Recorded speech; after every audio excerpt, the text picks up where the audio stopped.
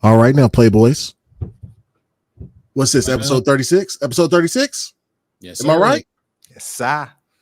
Mm-hmm. Hey, 36. We almost at 40. That sounds crazy. Definitely. That is crazy. Anyway, welcome to the Longhouse Podcast. This is episode number 36. Looks like the whole gang's here. We got Supernova, BLAQQ Scale. We have a special guest coming later. No Diddy. You know what I'm saying? K Asante's up in the chat. What's good, my boy? Hey. Yo. This, man. I like to let me make him a mod. Hold on now. All right. We got Razor Ramon in the building. Day Reezy, Talos Ray, Solid White 731, Stone King, Isaac Hayes 85, Young Dreads, the artist. Listen, that man made me a nice little horn hub drawing. It was great. I saw it. I was like, this boy, his coloring skills have gone off the charts. Shout out to Young Dreads. Shout out, boy. Like everything, he just progression. Keep that shit up, boy. We got legendary Yobi in the house. E ranks. Tent Gaming. We got Mr. Legion Go, Mr. Handheld himself, MJ Dark up in the building. GOAT status up in here. Hey, it's Timmy was in the building a little earlier, and Lotus Esprit. Yeah. Now I love y'all. Thank y'all for showing up. We already got 23 people up in the house. But we don't like to keep y'all waiting, bro. We like to start at 7. We try to be the black folks that are punctual. Punctuality. It fails in everything else, but for you guys, we started at 7. You know what I'm saying? 7, 9, boom, we Gucci. Sometimes it's a little over, sometimes not. Just depends on the conversation. You know what I'm saying? Like, boom, we in there. But let's go ahead and get started. Hey. A lot of greenies up in the building. Y'all know what set to throw up. Y'all know exactly what set to throw. Once I start seeing them sets go up, I'll start the beat and we gonna rock out. Throw them sets up. Throw them sets up. Got a lot of greenies up in the building. I don't know why I call y'all greenies, bro. That's what I'm talking about. Young Dress throwing up that set. But let's go ahead and get this thing rocking. Up really quick so I get Big Bro up in here. Big Bro, what's poppin'? We got some stuff to talk about, baby. Yeah, we do. Gear 6 is coming. Might get a little sneak peek this summer. What else, baby? Call of Duty out there putting the hammer down on people, boosting up their ranking. Y'all see that Hellblade? Woo! I'm not gonna put those previews on a pedestal just yet. But that game looks fire. Y'all already know what time it is. What else we got? Ubisoft coming with a showcase in June. I better see some Splinter Cell. I better see something popping. But let's go ahead and get this thing started, get it rocking. Because I'm excited to have my man Parris. How you doing?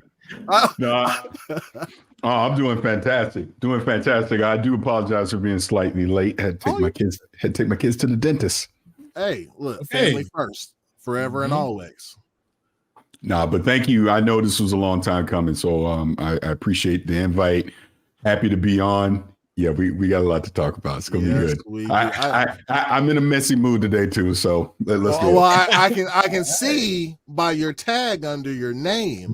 Oh, you want to just kick it off with that? Hey, we gonna jump right into it. Let's just jump right into it. Yeah. So the reason I have the tag that I'm the Gear 6 leaker is because on XCast yesterday we had Jeff Grubb on.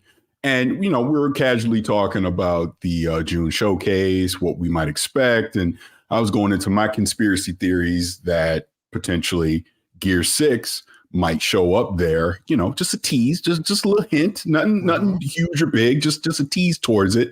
Because I think we probably don't see that game. It'll be a launch game for the next Xbox. That's my personal opinion.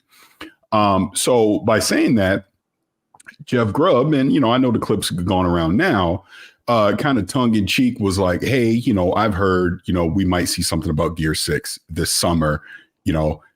I'm giving y'all a scoop, like ha ha ha. You're like, we're kind of laughing about it, and we moved on. So I tweeted out that, hey, Jeff Grubb got a Gear 6 scoop tomorrow, 6 a.m. Pacific. That's it, right? I'm going to come back around to that because there's some context in here. But I go on with the rest of my night. I get up this morning, looking, I go on social media. I'm seeing I'm tagged on. I'm seeing someone comment. So I'm like, what the hell are they talking about? So in the tweet that I made, Tom Henderson over at Inside Gaming, I believe, made his little snarky ass tweet with his little emoji on there or meme or whatever it was, basically trying to have a gotcha moment with me because I don't like leaks. And I even said that the last time I was on here when I was at Vegas at DICE. I don't like all this insider shit. I don't. I never will. And I will say that till the day I die. I don't. I think when you truly leak something, when you're giving away pertinent information that could ruin a marketing plan, a PR plan, a development cycle, someone putting months, weeks, years of work into something, I don't agree with that. What we were talking, keyword of what Grubb said, might, not is, might. I want to be clear on that.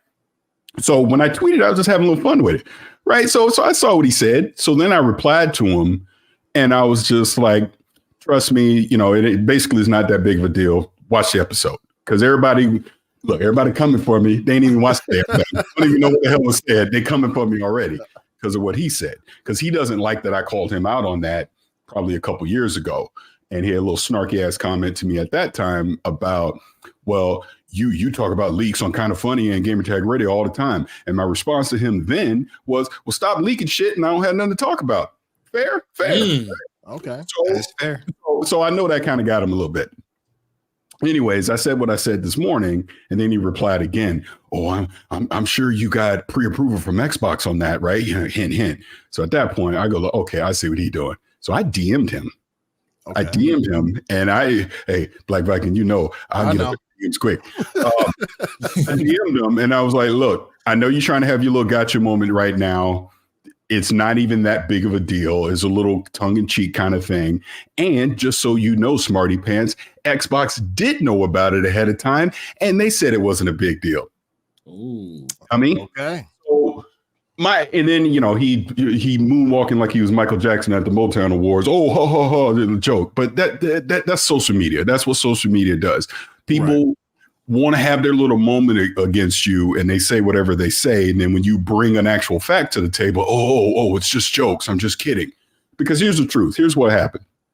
I tweeted that because I didn't even think it was that big of a deal in the moment. I tweeted it. And guess what happened? Somebody DM'd me from Xbox and they asked me, someone that I know, and they asked me, hey, what did Jeff say? And I told him exactly what he said. Yeah. Oh, he was like, oh, thank God. I don't have to get up at 6 o'clock in the morning to see this. That's not nothing. In other words, it's a nothing burger. They didn't care. So at that point, I knew it was fine because I'm going to tell you right now, if this person would have said to me, oh, hey, can you clip that out? Can you take that out? Can you not? We talk about that. I immediately would have, I would have told the Kind of Funny crew, hey, we got to edit that part out with Jeff. I would have said that right away because purposely going to go out and try and leak something. I'm not purposely going to try and give something away. And if anyone watched the episode, you'll see what started the conversation was during GDC when they unveiled 1943, the Captain America Black Panther game, which is on Unreal 5. Mm-hmm. Looks dope. I put out a tweet then just joking around. I was like, if that looks that good, imagine what Gear 6 is going to look like in Unreal 5. That's what I said, right? Yeah. So from the coalition subtweeted on it was like, yep. And everybody had the eye emojis and was going crazy then. So in my mind, you just unofficially confirmed that Gear 6 is a thing, which we all know it's going to happen. Right. And I'm not saying, oh, hey, it's okay to start leaking. Like if Jeff would have said, hey, I heard that Gear 6 is going to be at the June showcase. They're going to show gameplay. They're going to have a release date for this fall. It's going to be there. Oh, I got a screenshot I'm going to show you. I'm not down with that kind of stuff. Don't give that away. Leave that surprise out there. You know, because the gamers want that excitement. Exactly. Yeah. So like, and we saw the same thing, like the whole Wolverine thing, like that was crazy. Because I'm sure Insomniac felt devastated with all that stuff being out there. Like that was a lot of information about a lot of games. And that's what I'm talking about. That's the kind of leaks that I'm talking about that I'm not down with. That gave up some stuff that we were not supposed to know anytime soon at all. I mean, yeah, right. So showing entire roadmaps into 2030, things like that. That's the kind of things I'm talking about. Obviously, the personal information that was put out there as well. That's the kind of stuff I'm talking about. A little tongue in cheek. We might see something this summer. That's not leaking anything. If you think that's a leak, you just don't like me and you just want to be mad at me. That's all that is. Because the irony of all of this is, I ain't even the one that said it. Right? You know what I mean? So if you're mad at me for previewing something someone else said on the show, all right, you just want to be mad. And again, I know it's personal with Tom because Tom don't like that. I don't like that he makes his living off of leaking. And for people that love to dumpster dive and pull receipts, because I saw all that in there, the conversation that started this with myself and Tom some years ago was the fact that he was bragging that he doesn't sign NDAs because he'd rather just leak stuff.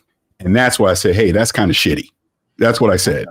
And then he took offense to that and said what he said back and then whatever. But so this dude literally been sitting there for like 2-3 years. He's like, man, I can't wait till he have a moment and I'm gonna pull this one out on him. That's all that was. So if people want to be mad at me about that, because people call me a hypocrite and all these other things, I'm a hypocrite then because that ain't a leak to me. That is not a leak. That is a maybe. That is, we're kind of speculating because the whole conversation was about speculating because we continued the conversation speculating about what we could see at the June showcase. I speculated that if Xbox truly does go next gen in 2026, we probably see Gears as a launch title for it because, and I'm sure we're going to get into this with the Hellblade comment. So I'll preview this now. I'm convinced that Unreal 5 cannot be playable at 60 frames per second on these current consoles, PlayStation 5 or the Xbox. That's just my personal opinion. I don't have any evidence to this. No dev has told me this. This is just me kind of reading the room, looking at a game like Immortals of Avian. Obviously, Hellblade 2 is coming out at 30 frames per second. I'm not seeing evidence that these consoles, unless you're putting a performance mode on it and you're degrading the visual fidelity that it would have, can run it at 60 frames. So no, I don't think Xbox wants to put Gear 6 on the Series X or the S. Right. I think they want it to be a showcase title for the next gen. But that's just me speculating. Again, I don't know nothing. Tom, don't tweet it out because I don't know. This is me speculating. I'm not leaking anything. So would that mean, to your point about them not putting it on Series X and S, I mean, you typically, whenever you have launch titles, I mean, for the past couple of generations, they've been cross-generational games, right? Mm-hmm. So they pull that back and just say, no, you can only get this, or you can play it through the cloud. Maybe cloud technology is a little bit better by then. Is it only available on that next gen console? Right. Well, show up. What I think is, again, this is all what ifs. We don't know. If truly that there's a next gen Xbox in 2026, and if Gear 6 is a thing and it comes out in 2026 as a launch title, it'll be cross gen. It'll still come out on the Series X and the S, but I think the multiplayer they'll have at 60 frames on the Series X and the S, but the campaign will probably be 30 on the X and the S, but it'll be 60 on the other one. That's just my guess. That kind of just looking at precedent of how it's worked in the past. Right. No, that makes complete sense. So with the Gear 6 conversation, because I just recently, I think before I left Norway, I beat the campaign again. What are some things that you guys would like to see within Gear 6 when it comes to, because what I don't want to happen is the Halo Infinite thing to happen again, to where, you know, the multiplayer comes out and it's good, but it gets old super fast because the content's not there, right? Like Forge wasn't there. I think the seasons were like 6 months long at the time. Oh yeah, yeah. We talked about that yesterday too. Yeah. So what are some things that you would like to see the Coalition do with Gear 6? Because I'm excited for the Coalition to be, because if anybody is the gold standard for Unreal Engine, it's them. Yeah, it's them. Yeah. Do you want me to answer that? Because I don't want to dominate the conversation. You go first. Okay. I'll swing it to Scale and I mean, for me, to your point, you kind of use Halo Infinite as the template of launching something and just basically not having enough to do. So you run out of things quickly.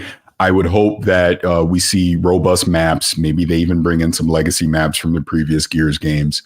I would love to see I think at this point we're talking like Horde mode 3.0 or 4.0 or something like that. Let's put a new twist on Horde mode to put in there. I mean, the Gears formula and the way it works is kind of hard. I don't know what they could do to revolutionize what we've already seen, over almost the past 20 years at this point with that multiplayer. So, I mean, I don't know. I mean, obviously we're going to love to see some new kind of weapon types that are in there. Maybe, I know this is so cliche, but maybe there's some kind of battle royale type mode in it, if you know what I mean. Okay. Not what we've seen in things like PUBG or something like that, but just something that is going to, everyone's not spread out over the map. It's going to force everybody to come together. And then obviously you have like a last man standing at there. Some different twists on the current modes that you would have, because, remember, Gears isn't first person. We're looking at a third person over the shoulder type of shooter, for lack of a better term. So I don't know. I mean, the one thing, going back to what you're saying, as far as the Coalition goes, we know they're outside of Epic themselves.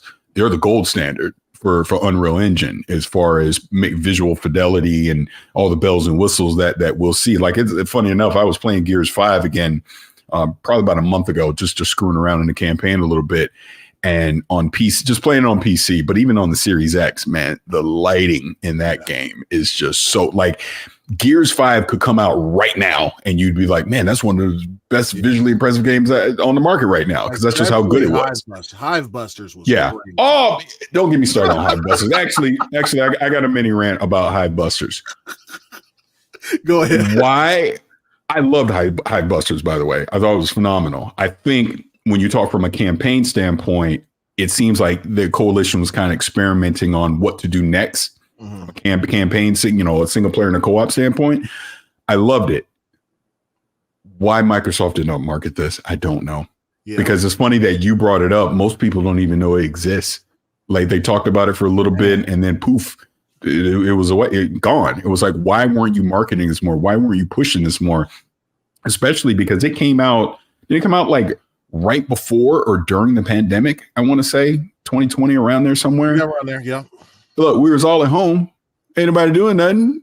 Market the hell out of it. You could have had Aaron tweeting about it. I mean, you could have done something more. I just don't think it was talked about enough, or you didn't get enough eyeballs on that DLC, because I think anybody that actually played it loved it, but I don't think enough people played it, in my personal opinion. Yeah, because even for me, as somebody who likes Gears, I didn't know about it until I just saw it pop up on my Xbox. So, right. That's what I'm saying. Yeah. Yeah, it's crazy. So what about you, Scale? Anything that you want to see from Gear 6 specifically?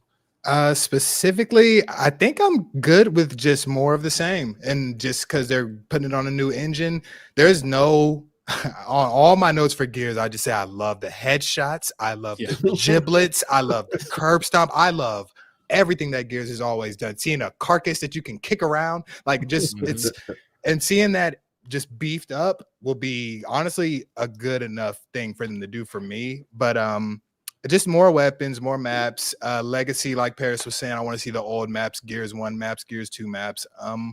And that would honestly be enough for me, I think. And a campaign to go with that. Multiplayer for me would turn out to be what the longevity. So I'd like to see, solid battle pass, solid everything up to date with how games are moving. So I think, just give me some more of them headshots where the skull pops out. And we're good to go. Keep it gory. What about you, Nova? Man, I can't overstate that enough, man, especially for what Skellington just said. Like the headshots, they have their own specific headshot. Like when you get those sniper headshots in Gears, man, my goodness, it's a totally different feel. So definitely keep the ragdoll physics so I can continue to disrespect my enemies. You know what I mean? so keep all that stuff, man. And definitely I would like to see it launch on a next-gen console too, because and I know we'll get to it later, because if Hellblade maybe is stuck at 30, due to maybe hardware constraints, I want to see them go all out on this next Gears of War on the next console. So yeah, man, just keep the graphics good, keep the gameplay good, keep the wall bouncing crispy. You know what I mean? Yep. I need that, and I'll be a happy camper, man. Appreciate it. Yeah, that's cool. I agree with what all of y'all have said, especially on the gore, ragdoll physics.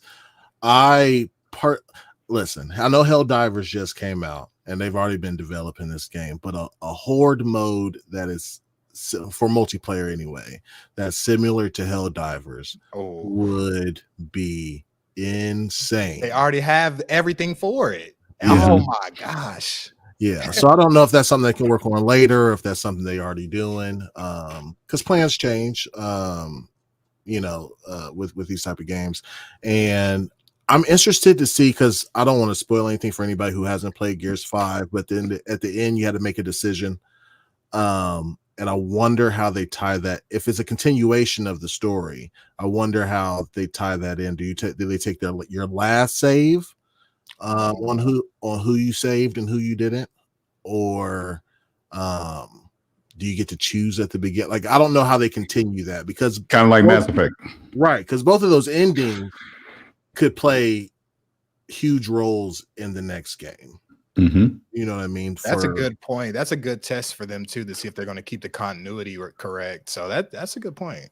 Yeah. One thing that I hope they don't do that they did in Gears 5, I think they need to ditch the quasi open world aspect of it. Okay. It didn't land the way I think they thought it would, whereas you're promoting like, oh, this is this big open world, but really you were just wasting time going from point A to point B.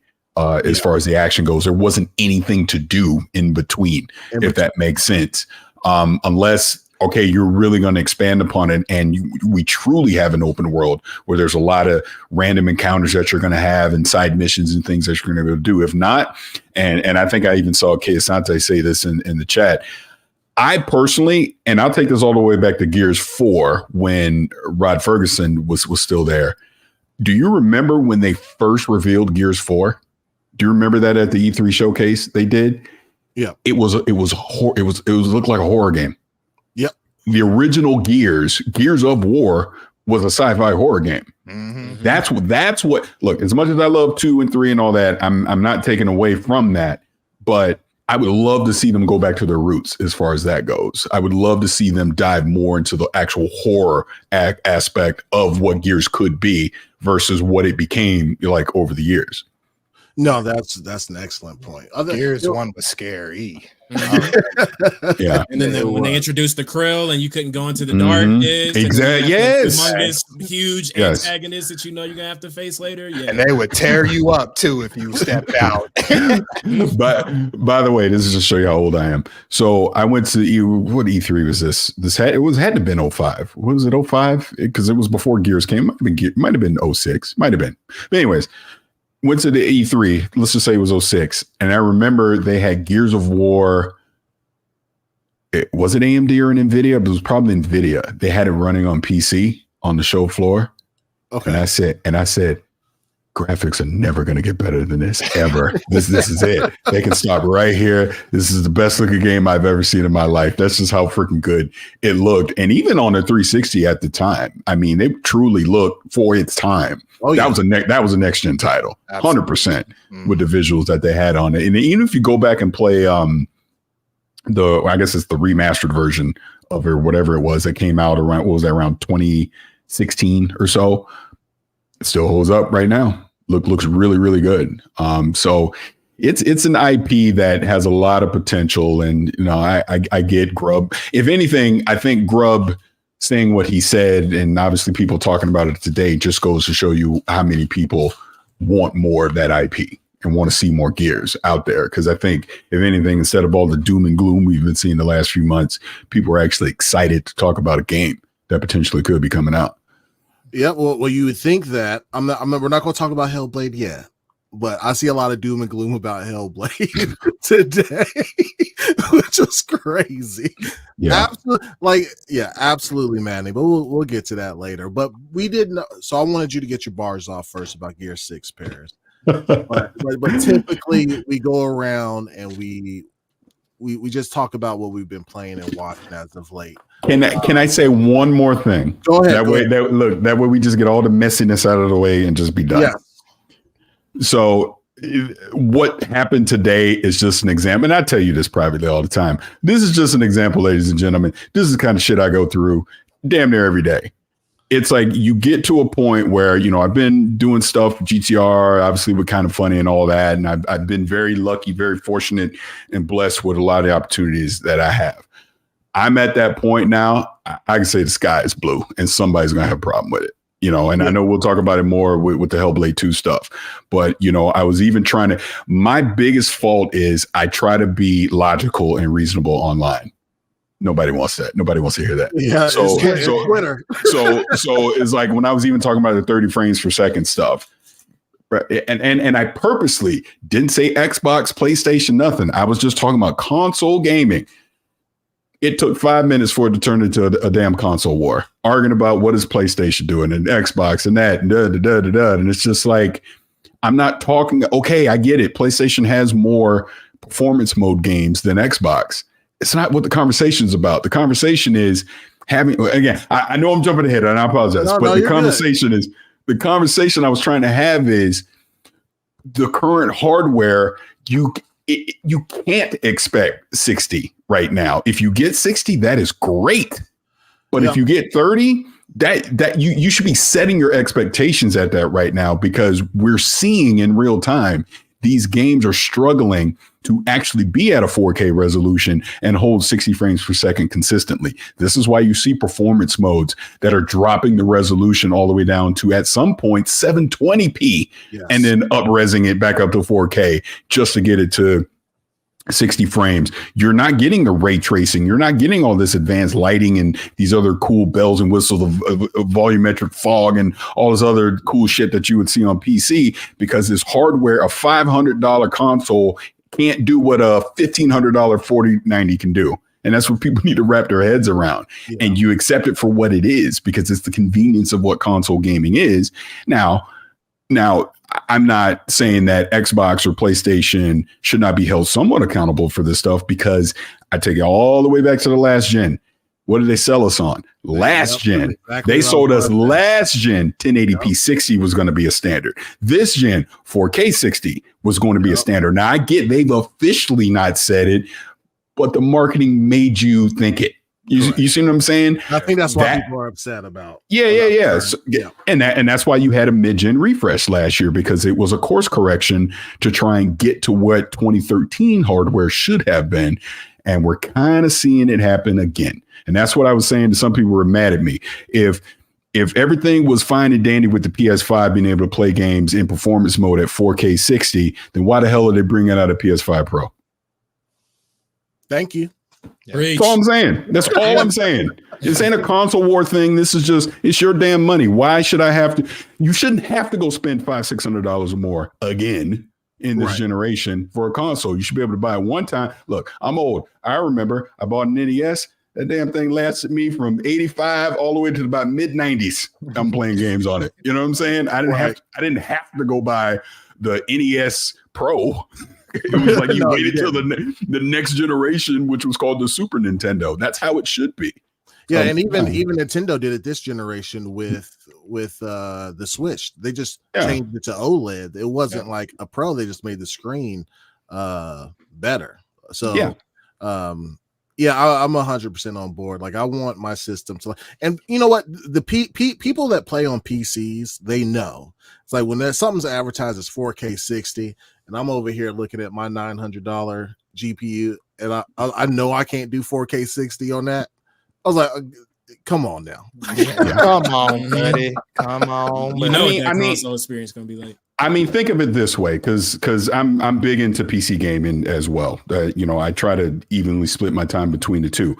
But it's like, I have a high-end rig. I got a 4090. I got a, top-of-the-line CPU, all that stuff, RAM, everything. Even with a 4090, I'm still having to use DLSS. Yep. On these games. Like, if I want to play Cyberpunk with path tracing on at a high frame rate, I got to turn on frame regeneration, DLSS 3.5. I have to. That's what a 4090, a card that's going to cost you at least $1,500 right now. So why the hell do you think a console that costs you $500 is going to meet that same performance? It's just simply not. Nope. No, it is not. No. Like, there's a lot of tricks that they do to like, even with this is. We'll talk about the Hellblade stuff later, because the 30 frames per second shit is getting on my nerves like a lot. But before we go around the room to talk about what we've been playing and watching, then we can get into some other topics. Let me get some of these super chats. We have Messi, Guzzling King's Glizzy. Oh my God, the legendary Muscle Monster Parris is here with the $2 super chat. Thank you. Guzzling King's Glizzy. And then we got our homie, Lotus Esprit, with the 50 bomb. Thank you. Lotus, we love you. We got 111 people here watching. If you guys don't know, all super chats, all money that we garner this whole year till December 5th will go towards the Boys and Girls Club. We're going to get them all kinds of gaming swag, Xboxes, Game Pass, games. We're going to hit up every company that we can to see what they can get us, and we just going to make some kids happy right before Christmas, man. And then thanks again, Lotus, for that. I have to blow the horn for that. Jesus. Parris, this is your first time witnessing this. Yes? Yes. So I apologize in advance. Robert, you didn't remind. There he goes. Nah, I was going to get you. We was not going to move on until I let you know. All right, here we go. We got it.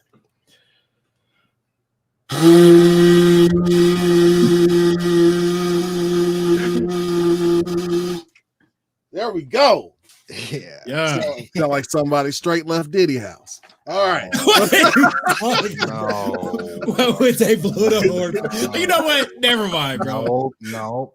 Hargi Chani with the 5. He says the performance thing is why I have a PC. I play console like 90% of the time, but if the performance is an issue, I just play that game on my PC. I'm right there with you. Yeah.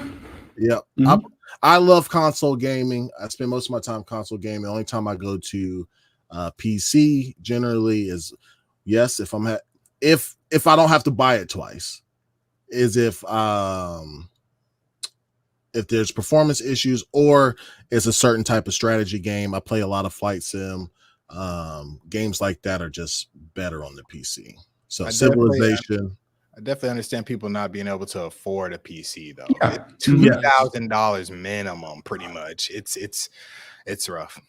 Yeah, definitely. If you have that as an option to go ahead and own both, then but right. Not a lot of people can't do that.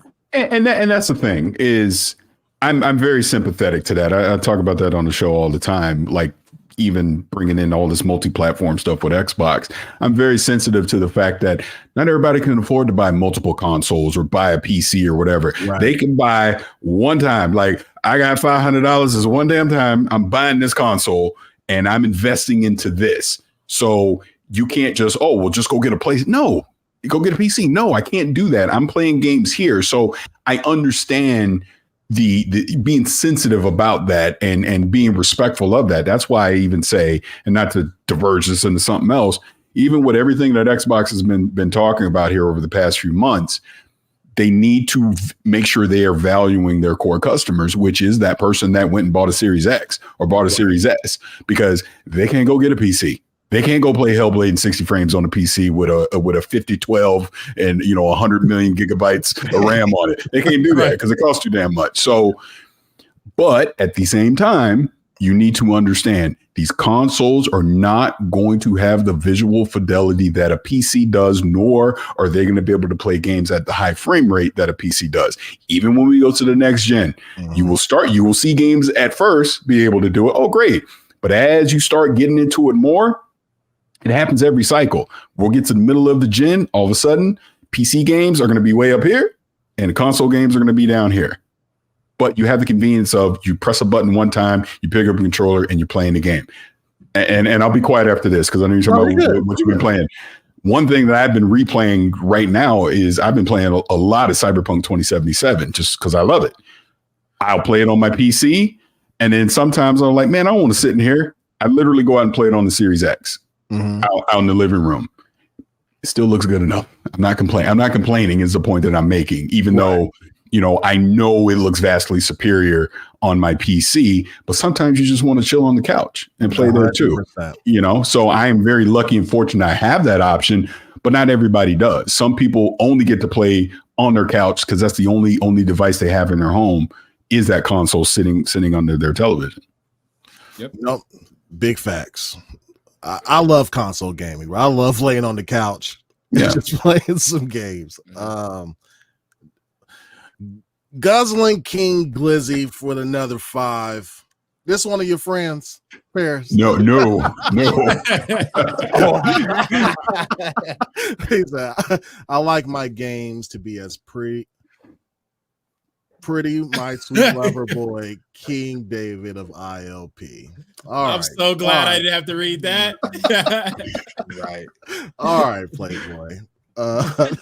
Thank you for the $5 super chat. It's all for the kids. It's all for the kids. All right, man. So let's go around the room. Supernova, what you been playing? What you been watching?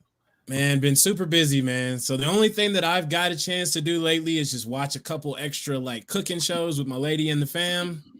I actually got a chance to get up out of the house yesterday and move around. Had some dinner with some peers, and stuff like that. But I haven't really got a chance to hop on any games lately, man, in the last couple of days. So I'm hoping to change that here pretty soon for this weekend. It's coming up.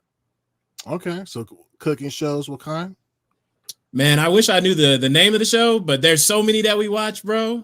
It's actually like a Guy Fieri type cooking show to where it's like Guy Fieri Ranch something or rather, and he has all his homies come over and they're cooking and stuff, and it's super chill, and it's not really judged at the end. It's as the credits are rolling, he's just kind of this person had the best dish, so on and so forth. But it's really cool to watch them just whip up some stuff on the fly, and just have some good food. Well, if you get the name of it, we can push that on to Parris so Parris can give that to Kai because Kai needs some tips, apparently. I know hey, it ain't apparently. It is not apparently. It is a stone cold fact. That dude can't cook for shit. No. Actually, you know what's so funny about that? Actually, I have no idea if he can. We just say it. We've never actually sat down and tasted each other's cooking. So I really have no idea if he can or he can't. But he came at me. He came at me, so I came back at him, and I came back at him for the entire world to see on the stage. And that I will always have that on him. He said, matter of fact, you can't cook. They ran with it. What was there really a wrestling fan that had a sign? Yes, that is real. That really happened at a Monday Night Raw. Somebody had, which to Khan and I, that was that just meant so much that a joke, a literal joke we started on social media elevated to the point where he had. And you should see the the X-rated version of this. He had Redman roast me like it hurt my feelings almost because I love Redman. I'm like, damn, hurt my feelings on that. So then I was like, I got to get him back. So that's when I hosted the showcase. I did the COD Can't Cook. Matter of fact, the controller right behind me right now. I did that thing. And then he got EA working with them. Literally, he has it as an Easter egg in Dead Space, the remake. It's in the game. Like, we literally have our joke in a video game immortalized forever, right? And then, like we said, then someone just, we didn't prompt him, asked nothing, on his own, made that sign, and it had a prominent place on camera during Monday Night Raw, which was wild. Listen, freaking wild. I was dying laughing because they were getting shared around. That was funny. Yeah. And people always say that joke's getting old. Y'all need to stop it. No. I'm gonna do it forever. This is my thing. If you don't like it, stop looking at it. I don't want what you want me to do. Nah, we just have fun with it. We just love to do it. We had planned a couple times to pay it off. We were going to do like a cook-off thing, right? And this one I can tell because the company doesn't exist anymore. We had an agreement with G4. When G4 was first starting, we were going to go on G4. They were going to do like an outside, like kind of, I forget what they called it, but it was like outside, almost like a beach party or something, right? And Khan and I were going to have a prominent thing where like during the entire show, we were grilling on the thing and cooking, and they'd come over to us, talk us. We would roast each other back and forth. And then we would culminate it with, all right, whatever it is that we're making, we'd have a panel of judges, and then they would decide the winner. And we're going to do that on G4. And then I won't say who was going to sponsor it, but we had a major sponsor, and they were super excited to do it. We were going to do it, and it fell apart at the last minute, and it didn't happen. There was also another time where we almost did it, but I ain't giving that one up yet because it might still happen. But we're gonna pay it off one of these days for sure. And the whole point of it is obviously pandemic slowed it down. People couldn't get together, but we want to do it at a place where the community can be a part of it, obviously, right? And and it's just for fun. It doesn't matter. Hey, look, he probably can't cook. I can cook though, so I know whatever you eat in mine is gonna be fine. But it's just for fun. We're just having fun with it. We're thinking about obviously setting it like something that would be charitable or whatever, but get the community together. We all have fun.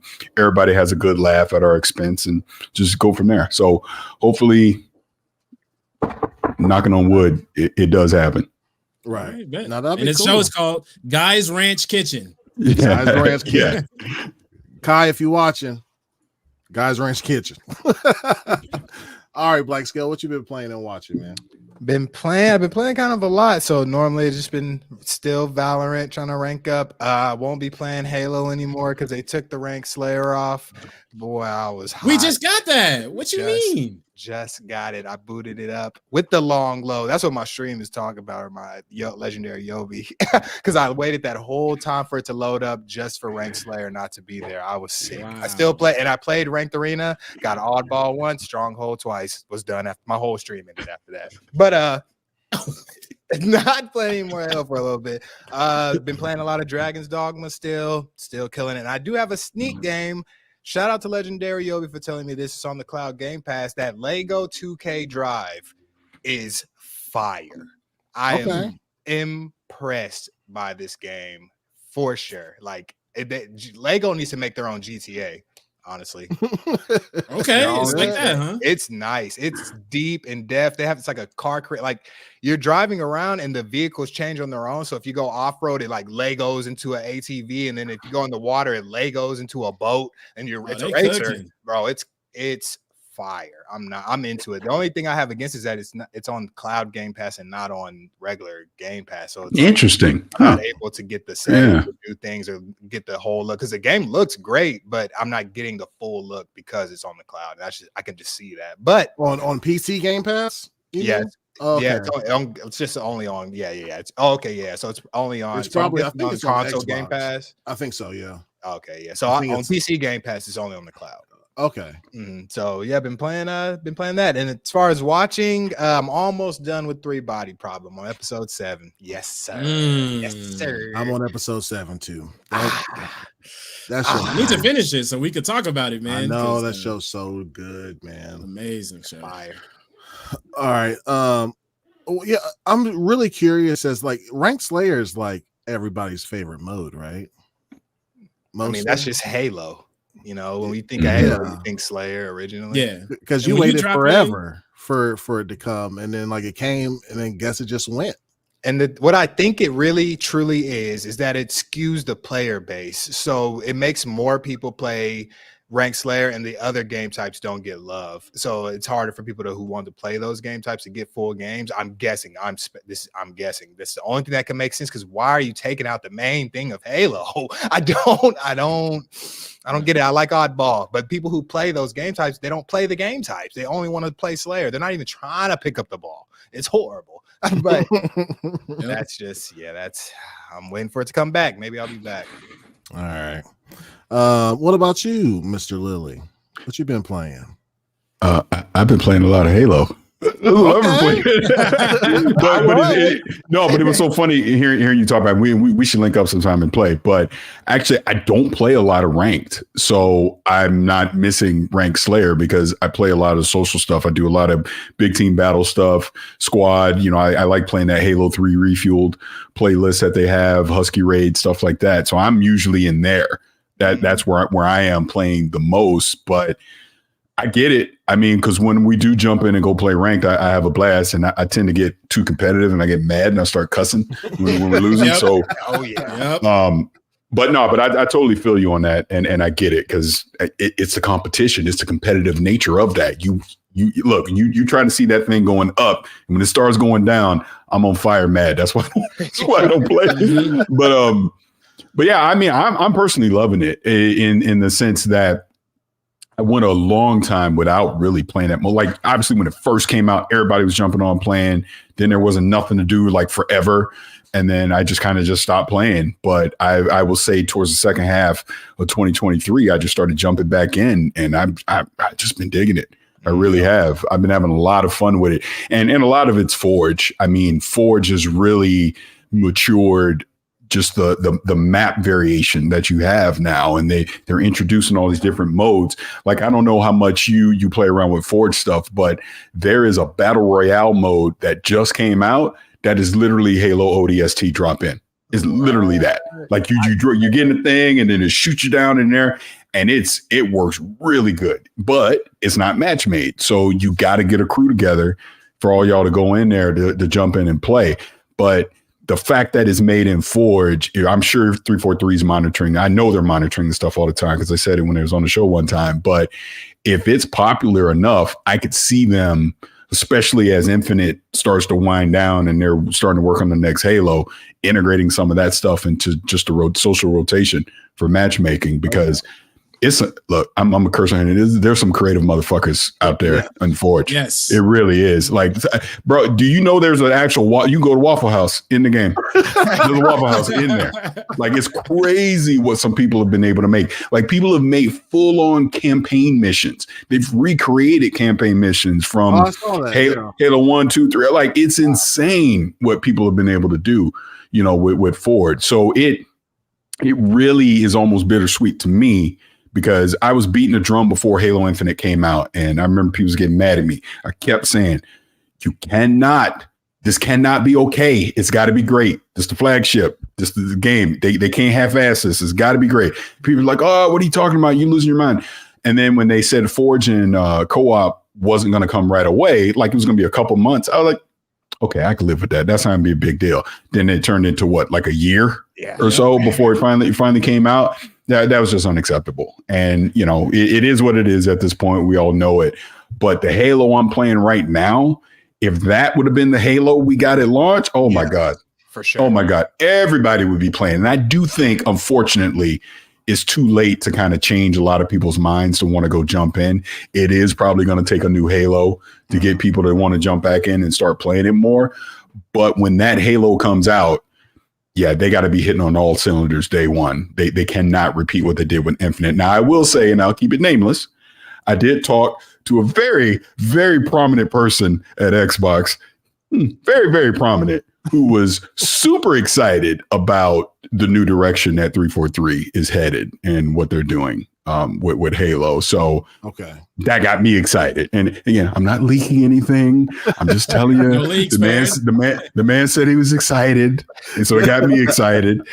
That's all I'm saying. So, but it does look like the new leadership with Pierre running the ship, because remember, he's a guy that saved the Master Chief Collection. He did. Yeah. But now that he's running 343 now, on the game side.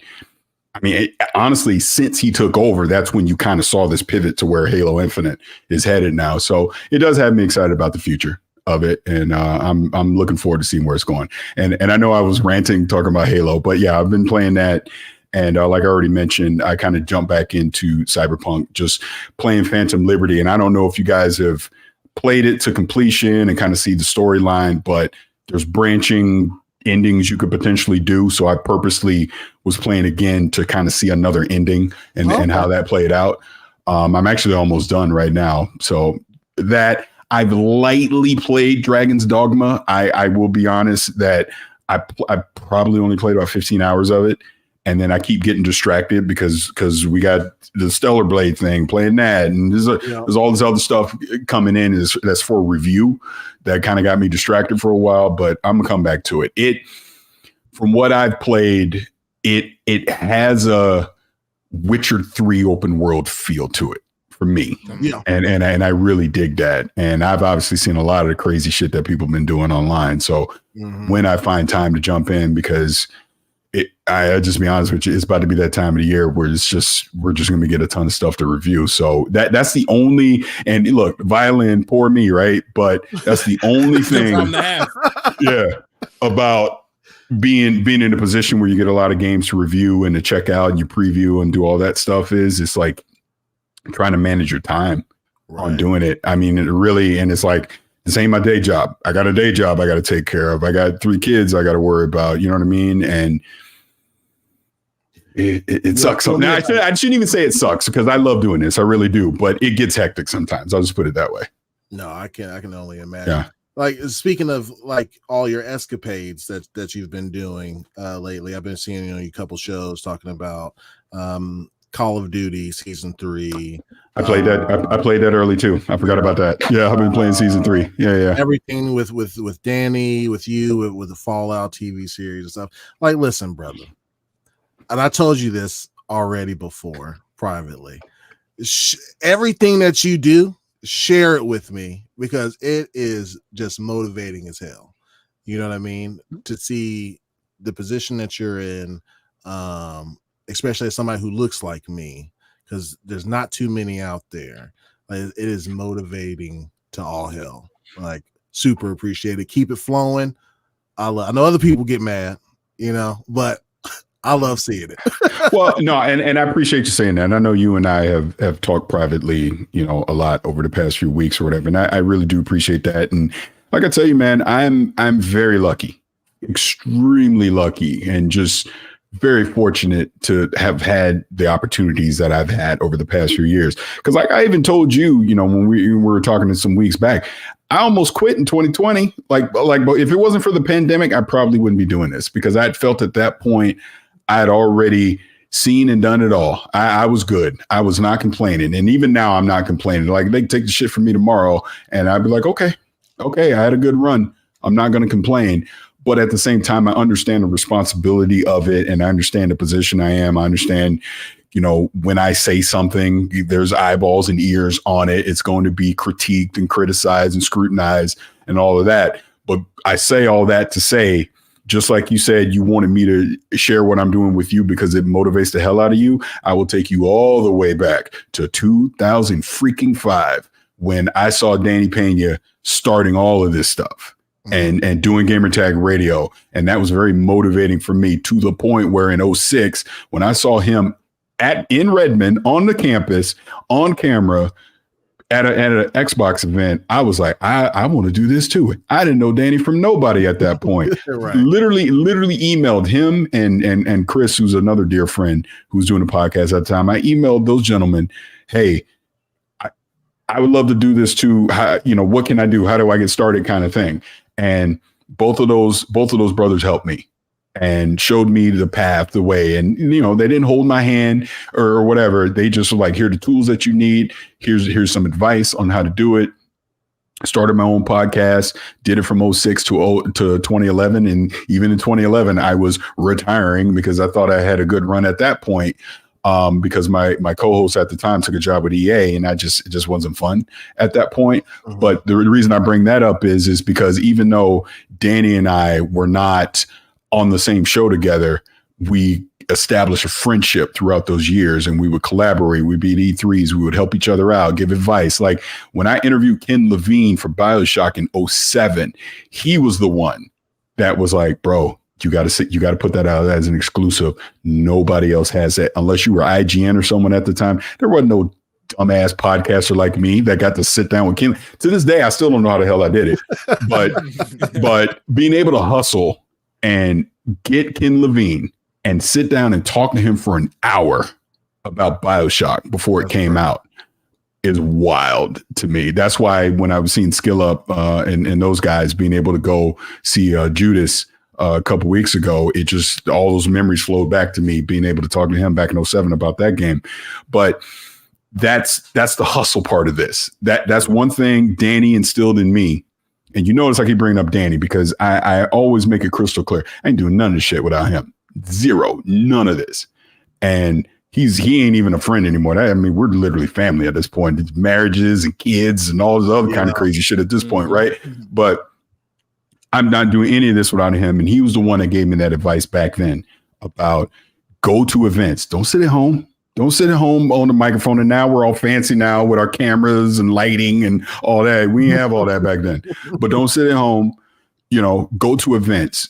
I used to go to E3 all the time. I had no business being there. Go to E3 if you could, right? But like I even told you, go to PAX. Like obviously PAX East just happened. Go to these things, right? Put face to name. Get in front of people. Shake hands. Kiss babies. The whole thing, right? Even if it's not a PAX, go to a Comic-Con or whatever. The point is, don't just sit at home. Get out there and be active, because that's how you network, and that's how you build these relationships, and that's how you get these opportunities. Because I put out a tweet the other day. The industry is way smaller than you think. People talk. Hey, trust me when I tell you people talk. You'd be shocked to be who be talking. But it's just like I had already been telling you privately. It's just a thing of, man, I want to see more of us doing this, man. I truly, honestly do. I'm not going to be doing this that much longer. I'm old. I can't be doing this shit forever. I want to see the next generation come up and do this. I want to see us be more represented. I want to see like you was playing the music when I first came in and blowing the horn and all that. I want to see more of that, because that's us. That's our culture. We need more of that out there. And what do I tell? I'm going to say it publicly, but what I tell you privately all the time. All the time. I know. And I'm going to say this publicly for everybody that's in the chat, watching this, listening to this or whatever. And look, we on this show, so I'm going to cuss. Stay out of the fucking mud. I say it all the time. Stay out of the mud. And what I mean by stay out of the mud is I see the nonsense that goes on social media. I see the memes and all the silly stuff and the gotchas and the this and the that. I get it. I like to have fun on social media too. Me and my friends will joke and do all that kind of stuff. But when I say stay out of the mud is when you start making it personal, when you make it about personal attacks and you're going after people and, I'm pulling receipts and I'm doing this and I'm doing that. That's why at the top I was joking about the thing with Tom, because to me, that's so petty. It's like, really? Come on, really? Who cares about all that? But I'm not going to go to have this back and forth public display about that kind of stuff, because trust me when I tell you, people see. A lot more people pay attention to what you tweet than you will ever realize. I am shocked. I'm shook half the damn time when someone comes up to me and was like, oh, I saw you were talking about this. You were tweeting about that. And I'm like, wait, you did? What? Yeah. People, just because someone didn't like the tweet or comment on the tweet, they saw it. Yeah. I'm just letting you know. The DMs be flowing sometimes. I'm just letting you know. This stuff does happen. People pay attention to what you say. So when I say stay out of the mud, just because you're having fun right now and you might be talking shit to somebody and going back and forth thinking ain't nobody paying attention to you except the people in the conversation, hey, just pay attention. Just search at Vicious696 and you're going to see a bunch of screenshots coming up. Well, you said this in 2017, so why are you saying this now? Oh my God, that's the one that kills me the most. When someone pulls up a tweet from some shit I said like 5-6 years ago going, well, why'd you change your mind? Maybe because I got more information and I learned something. I don't know. It's like, in other words, people are going to treat you when you get to a certain position doing this. Anything you say, you're locked in. Yep. You are not allowed to change your mind. You are not allowed to have a different opinion. You're not allowed to get more information on a subject. You are locked in, because then this is why I say all the silly shit about In the Mud. This is when you're a shill, you're a sellout, you're this, you're that. It's just like, people be calling me a coon and all kind of crazy stuff online. That's nuts. But what's the one thing that you don't see? You don't see me respond. I never will. I'm not going to respond to that stuff, because if I really have something to say to you, and you know this too, Black Viking, because I've sent you the screenshot, I will hit you. I will hit you up privately. Parris gonna pull up. Yeah, well, because that's the point on that. Is like, I'm not here to create engagement for you. It's not my job. Stop. Like, there's one individual, and I won't even hint at who it is because y'all know who it is. There's one dude who doesn't have a lot of followers on social media or YouTube. Y'all like to make fun of him a lot. I'll just leave it at that. That cannot keep my name out of his mouth. And it's hilarious to me. It's like, bro, I have never talked to you, said anything to you in my life. But the reason he keeps doing that, he is waiting for the day that I respond to him. Yep. Because that will make his day. There will be 20 videos of that conversation if it were to ever happen. They want that public response, and I'm never going to give it to you, because I'm not here to engage with you. Just like another certain person who has a YouTube channel that seems to think he's smarter than everybody else in the room has a lot to say about me. Matter of fact, dedicated an entire podcast to me. Allegedly, because I never watched it. I just know you, Black Viking, told me he did.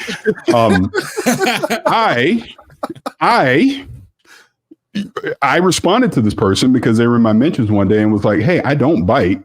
If you got something to say to me, email me. We chop it up. Yeah. And then, the email came quick.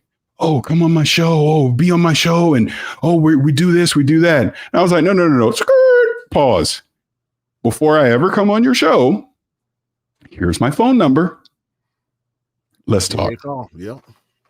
Got every excuse in the book, and you saw it. Got every excuse in the book for like 2 weeks on why you couldn't find 10 minutes in your day. You were so busy that you couldn't talk to me, because it's not about actually talking to me. It's about, I got you on my show, and that's going to bring more attention to my show. And I'm not saying that like I think I'm all that, but what else am I supposed to think? Talk to me. I don't bite, but I'm not going to put on a public display. If you have that big of an issue with me, talk to me privately about that very same issue. And I've had multiple conversations with people that have had a issue with me online. Excuse me. And then we'll talk privately, and then there's an understanding there, and then we're fine. You know what I mean? And that's all I'm saying. I don't mind if you disagree with me. I don't mind if you see a clip of something I said that may or may not be taken out of context and that upsets you, but let's have a conversation about it. And my whole thing is the personal attacks, all that, that's just juvenile, childish stuff. And that's why I tell you, stay out of that mud. Don't do it, because you might be in a position one day where that could come back to bite you in the ass. And that's all I'm saying. You don't see me do it no more. I'm just passing along advice is all I'm doing, because that advice was passed along to me. Right. Is the point that I'm making, that, we got to look out for each other when it comes to that. I would truly hate for you brothers to miss out on an opportunity because you're arguing with a random Twitter dude who does not know you, that literally just wants to argue online because it makes them feel better about themselves. Right. That's the thing that I learned. And this is why I told you the one guy who had 20 excuses in the book why he couldn't talk to me. I told him a couple times, you're not a serious person at all, because a serious person would have picked up the phone. All it takes is 15 minutes. Yeah. So don't have a bunch of energy for me online, but not seem to have any time to talk to me offline. That's weird to me. That's all I'm saying. No, I got you, man. He said, have that same energy. Yeah. And again, and it's not an attack thing. It's not, because I even told that person at the time, I just want to talk to you. Excuse me. Because what did I say? I want to understand why you felt the need to dedicate an entire podcast to me without ever talking to me. Seems weird to me. Yeah. And then that call for, for 3 weeks or whatever the exchange was. It's kind of crazy. We'll go ahead and move on. All right, let me tell y'all what I've been playing. I've been messy. I'm sorry. No, hey, Messy used to be my middle name. So I saw a lot of like hootenanny around Diablo and how they're doing with the BattleNet stuff. So I tested all that stuff out yesterday, and to me, it was seamless. I don't know what everybody was complaining about. I swear we just have a minority community with the loudest mouths ever. And then like I try to boot it up because I bought it on BattleNet originally. It's on Game Pass now, so I booted up. I wanted to see if there was any struggle there, had to sign in or anything. Nothing. I just booted it up. My character was there. I didn't have to do anything, and it was great. So I played some Diablo yesterday. I've been playing a lot of Dragon's Dogma. And Brotato whenever I just need a quick 10-15 minutes of fun, entertaining gaming.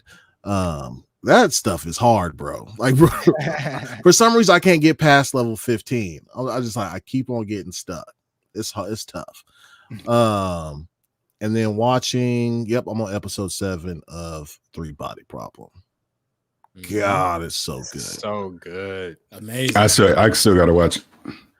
Listen, you'll be talking about it on whatever show you're on after you watch. It's that good. So I'm done with that. I think I have got one super chat, and then we can get to Supernova's topic. Slow-mo backslash. What's up, brother? Now he's being messy. He ordered binary bots activated. I don't see him yet. That picture is hilarious. Literally a backslap too. It's slow-mo. I will say, and I do apologize for this because my daughter is texting me. She needs me to take her somewhere. Okay. And so maybe like another 20-25 minutes. Yeah. Okay. Yep. That's fine. Just to let me know when you got to go, and then. Yeah. We'll do. Yep. All right, Nova. What is your topic? Go ahead and set us up, man. So reportedly right now, Call of Duty is cracking down on boosting. The report said Call of Duty updates posted on X, and they said ahead of launch of Season 3, we have taken action against all detected accounts that engage in any form of boosting behavior within our competitive environment across rank play modes for Modern Warfare 3, multiplayer, Call of Duty Warzone. These accounts flagged for such activities will undergo a reset for their account SR progression, serving as an initial measure as we investigate the severity of the misconduct for potential further consequences. So they said, we're going to tax you once right now. And if we find out that you're doing anything else besides this, we're going to come back and potentially hit you with some more offenses. So back in February, Activision banned 6,000 Call of Duty cheaters in just 4 days. In March, they shut down an individual called Interwebs that had been producing cheats since 2009. So wow. Yeah, he's been a cheat provider since 2009. So many fans say that they potentially want some type of like anti-cheat fix before they start cracking down on these boosting individuals on the servers. So with all this hacking and stuff going around, it's starting to make it seem like people are afraid to play the game, man, to be honest. So you have Call of Duty, you have Apex, you have so many games being hacked. So I'll start with you first, Parris, before I know you have to go here in a bit. Mm-hmm. Is this enough that they're doing right now to try to crack down on cheating, or is there more that can be done? I think there's more that can be done. I mean, this is a positive step. Obviously, I'm not trying to take away from what they've already done. But even with that, I mean, you know how it is online. I mean, there's always going to be people looking for an advantage. There's always going to be something that people are going to exploit to try and get the competitive advantage in a game. So maybe even me saying it's not enough is a strong word, but I just want it to be like, we should not just be satisfied with this, is the point that I'm making. There should be even more steps to try and mitigate even more people that are basically gaming the system. When they're in there, in obviously in a very popular game like Call of Duty, but no matter what it is in online gaming, just even beyond that, just a lot of the safety and the trust protocols that we see. Like, I know Xbox is trying to do more about that to mitigate some of the harassment that we also see online. We know that Call of Duty is a cesspool for that kind of stuff as well. So there's work that still needs to be done on that aspect too. But no, great first step. But I do think they could do more. Okay, Skellington. Because I totally agree. But before I go to you, Skell, Black Viking, do you want to read the donation? I see that we just had one come through. And Ray. What's up, boy? Right. He just said like you know that's your. I do know Ray. That's Ray. He said, "What's up, boy?" You know what? Ray messed it too. He got me caught in a scandal on his show one time back in the day. I was gonna get cussed out. And don't Ray, don't think I don't listen. I know you have that clip. I hear the clip that you play every time, and it was from that episode. I think I don't know. Oh, that's the homie though, man. He said, "Hey, yo, show us some love." He called me a stray. See, I know. Parris said he locked in. Ray may be lurking, boy. I mean, Parris be lurking. That is funny, bro. Oh man. Man, we got Lotus and Spree with a 50 bomb again. Lotus. Oh my goodness, huge. Too much love, Lotus. Too much love. Hold on. Maybe coming through, man. For the kids. That was all right. Yeah. Not too bad. Thank you, Lotus. Lotus for the kids. I love it. Yeah. I love it. All right, go on ahead, Nova. Sorry. Yeah, definitely. And chat, if y'all have been experiencing any of these cheats that's going on in any game, man, let's talk about it in the chat, man. Let's see what y'all got going, because I haven't heard about all the games, just these two. So, Skell, what do you think could be done? You think that they're doing enough, or could they be doing more in reference to stopping these cheaters in their tracks? I'd like to say that they could do more, and I'm sure that they can. Obviously, it's a difficult thing to do, and in my notes I just said the cheaters will be back. It's been a thing we've been dealing with in video games since multiplayer video gaming has been around. To be honest, I still remember Call of Duty Modern Warfare unlimited noob tubes. I don't know if you remember those things flying through the skies, getting bombed. So, I mean, I'm sure they're doing what they can. They just have such a massive player base that it's going to be tough to do it. You said they banned 6,000 within 4 months. I wonder what the total number of cheaters. You said 4 days. I'm sorry. Yeah, I wonder what the total number of cheaters is out there. I can't imagine. And they're only catching some of them. They're probably not going to. There's probably some that they'll never catch. But yes, this is a good step. Yeah. No, I'm right there with you, man, because they probably are gonna just take off one hat, put on another, put the cheats back out, you know. Yeah. Which kind of sad, man, because as a regular casual player, I don't really be out here, you know, I don't cheat. So it's like I'm just out here to have fun with my friends, you know. And so I remember back in the Halo 2 days, we was getting spawned in the middle of the map and they're shooting with the sniper, the scarab gun from the sniper, you know, like sniper bullets on the machine guns. It used to be crazy. Yeah, it used to be insane, man. So it's good to see that they're cracking down on it. I don't know what the final fix would be. I don't think there is, man, because there's new things that's coming out, like with remote code execution, with the Apex stuff, and giving people cheats that's not even on your computer. So that's a scary thing, man. What do you think, Viking? Listen, the coldest thing I've ever seen. I remember when Apex was first launched, within the first 6 months, they did some sort of anti-cheat thing for Apex. Maybe it was the first year where they hardware banned you. That was like those forms for those cheats were crying because it's locked to your hardware, your serial number on your GPU or CPU. Probably ban your MAC address. Yeah, like it was absolutely crazy. This is just going to be a thing that happens forever. I mean, at least some people are employed to keep on working at it to stop it. You know what I mean? But it ain't never going to stop. It's one thing after another. This is computers, man. Like if somebody can build it to make it safe, somebody can break it down. Yeah, that's for you sure. know what I mean? Yeah, reverse engineer. That's right.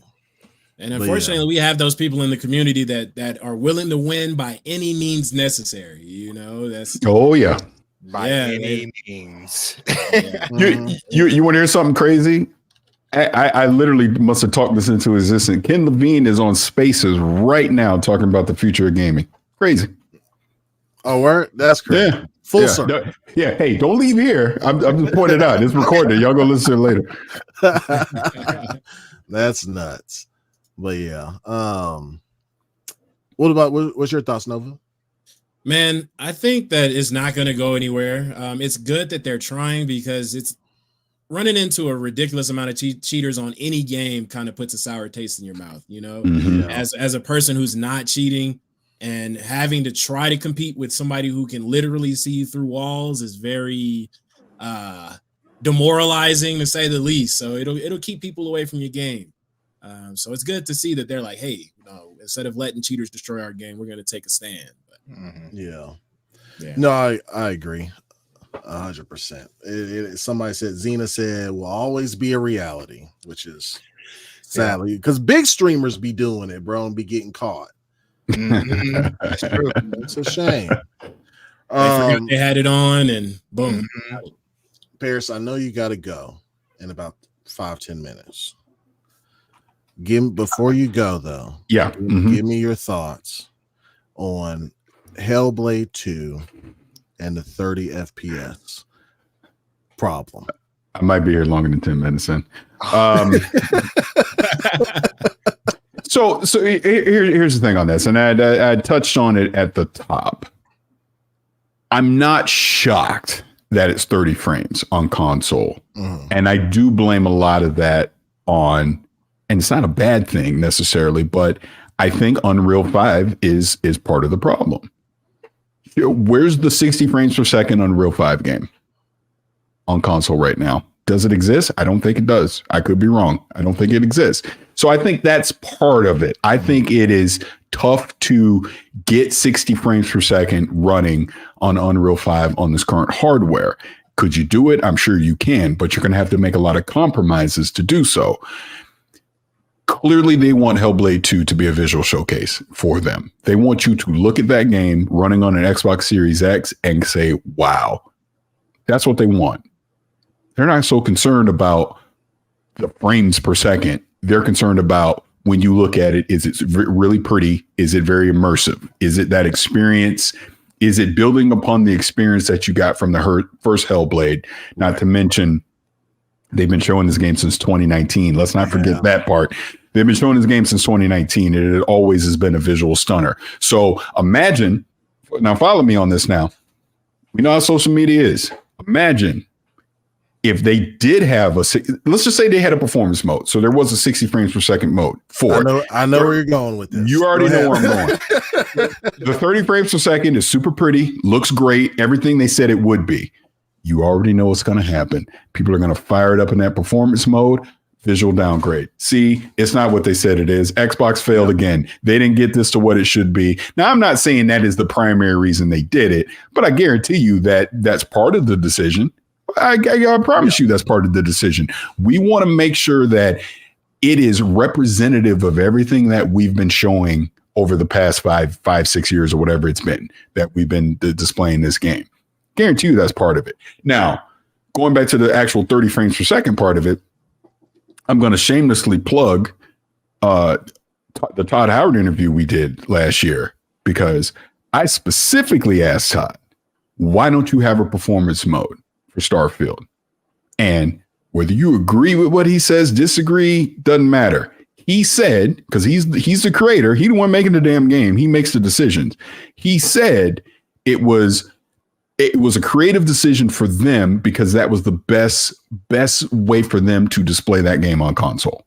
That's what he said. He said parts of the game does actually run higher than 30 frames per second, but we would rather lock it in at 30 to have it consistent. So we have a consistent 30 frames per second. There aren't any glitches, hiccups, anything. Because the same thing that I just said about Hellblade 2 having a performance mode would probably been applied to Starfield if they did that too. Again, I'm not saying that's the primary reason, but I guarantee you that probably factors into it. And the reason I say all that is to say this. I know people love to pull the screenshot of what Aaron Greenberg said, I believe back in 2020, about 60 frames being a standard on the Series X. Mm-hmm. But then you notice what they never followed that up with. The 4 days later tweet. Thank you. Yeah. So it wasn't like where he clarified that we're not mandating 60 frames. It is up to the creators on what they want to do with the hardware. That's what he said in the second tweet. And the reason I say bring that up is it's not like Aaron said that in 2020 and he's trying to backtrack it now in 2024. He said it basically in real time. Here's the first tweet. Let me clarify it. Now you know. So this information has technically been out there since 2020. Now, I'm not saying it to make an excuse for Xbox, because I have my own grievances, like I said before, about 4K 60 should be the goddamn standard. I personally think for these consoles, but that's another story. But the reason I'm saying that is if a developer decides we're better off having our game at 30 frames per second with no compromise, then okay. I can't tell someone who is way smarter than me making a game what they should do to satisfy some internet argument. It's ridiculous. Because here's the thing. I play a lot of games at 30 frames. Like I played Starfield in 30 frames on the Series X. Now, could I play it on my PC at a higher frame rate? Of course. And I did. But I didn't hop on my Series X and go, ugh. This is a slideshow. This is terrible. I played the game, and I know people don't like to bring this into the console wars, but every damn game you play on the Nintendo Switch is at 30 frames. I don't see nobody complaining about that. Yep. Right. Yeah. Mm-hmm. So all I'm saying is it comes down to a preference. Would we want 60 frames for Hellblade 2? Of course. But if the developer has decided we're better off having a consistent 30 frames per second with all the bells and whistles enabled to give you a visual and audio showcase for Hellblade 2, because that's what it's going to be. We already saw with the previews, and look, your mileage may vary on a preview, but it sounds like the combat's going to be just fine, because that was another concern as well. If they're giving us what we expect of the game, I am not going to sit here and fuss over 30 frames. You know what I would say? And I know people don't like hearing this. If you're that damn concerned about frame rate, guess what? Go buy a PC. Yeah. Yeah. I mean, seriously, if frame rate is your deciding factor on something, I'm not saying that to be so, I am being a little snarky, but if your deciding factor is I got to play this at a minimum of 60 frames, or I need it even higher at 100 frames or whatever, then you invest the money. Go call. Look, NZXT sponsors me. Go holler at NZXT. They make a fantastic high-end PC. Costs you about $4,000. You can go buy that.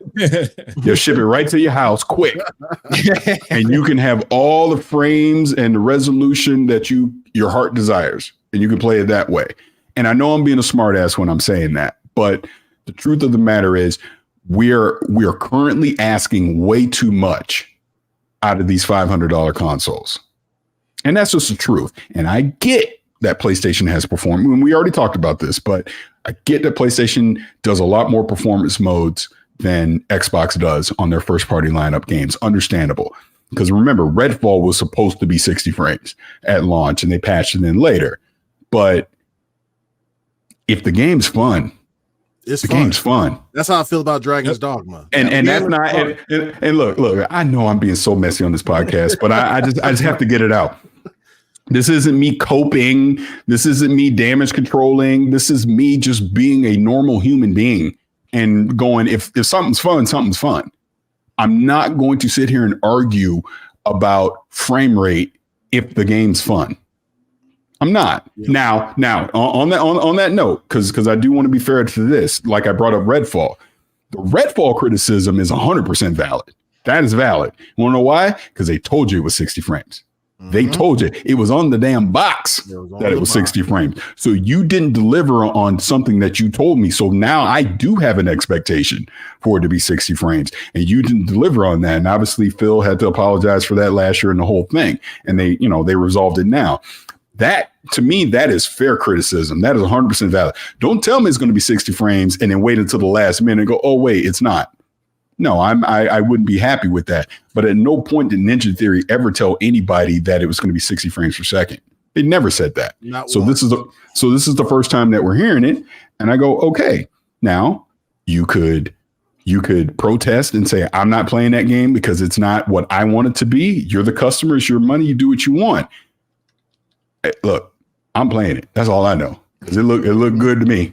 Yeah. I'm not just going to sit here and fuss about 30 frames at all. And yes, I will be playing it on the console, and I'm sure I'll probably play it on PC as well, but it's not going to deter me having it at 30 frames per second. And like I said, my timeline is an effing mess because how dare I bring that up? But all that is noise. And that's kind of the main thing that I've learned. 90%, 99% of this stuff is just noise. It's just people fussing. Like, I know you guys know J-Dub. You know J-Dub, right? Online. Yeah.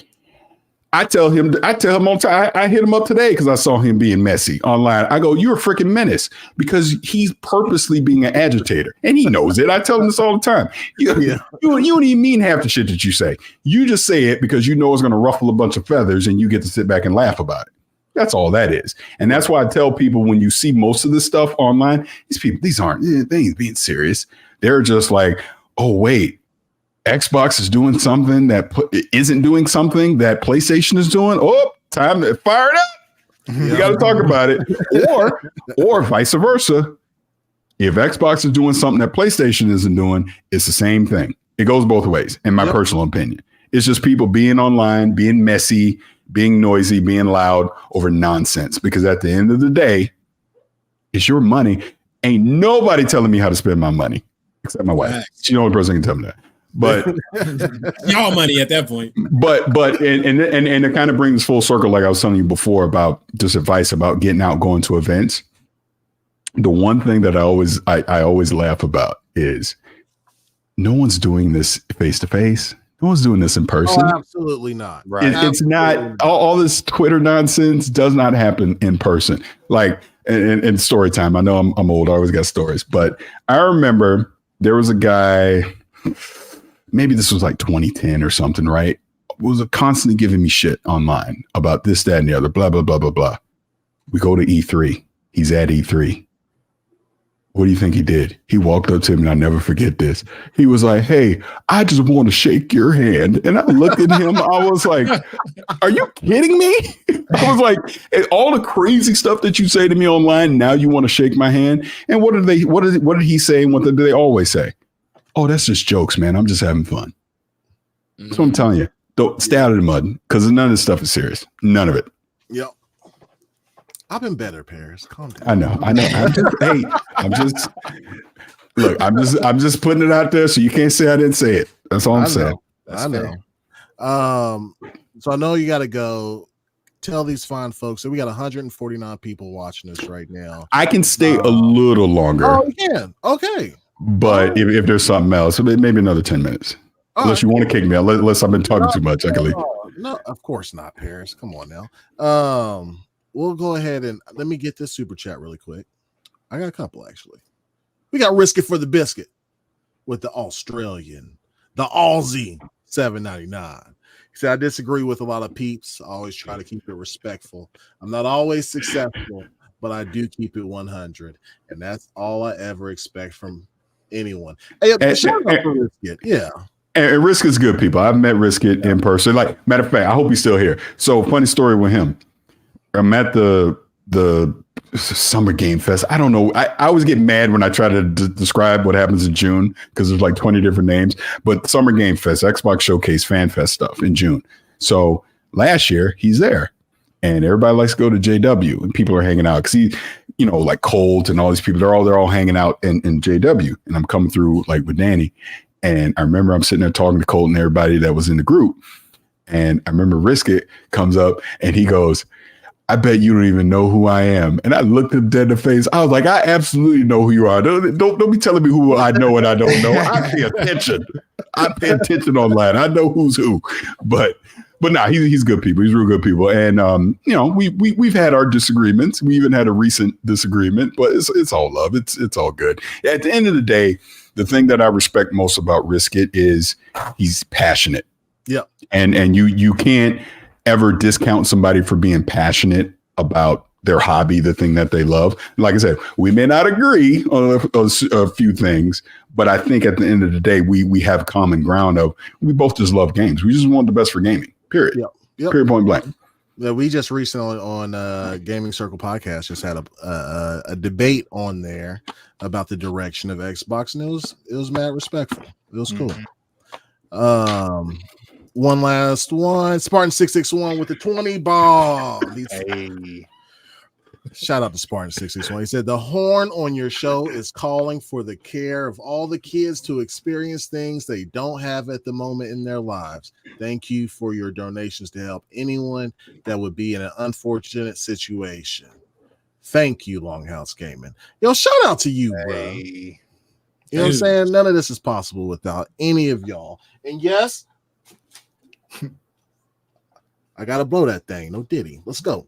Ready? Don't give me that face.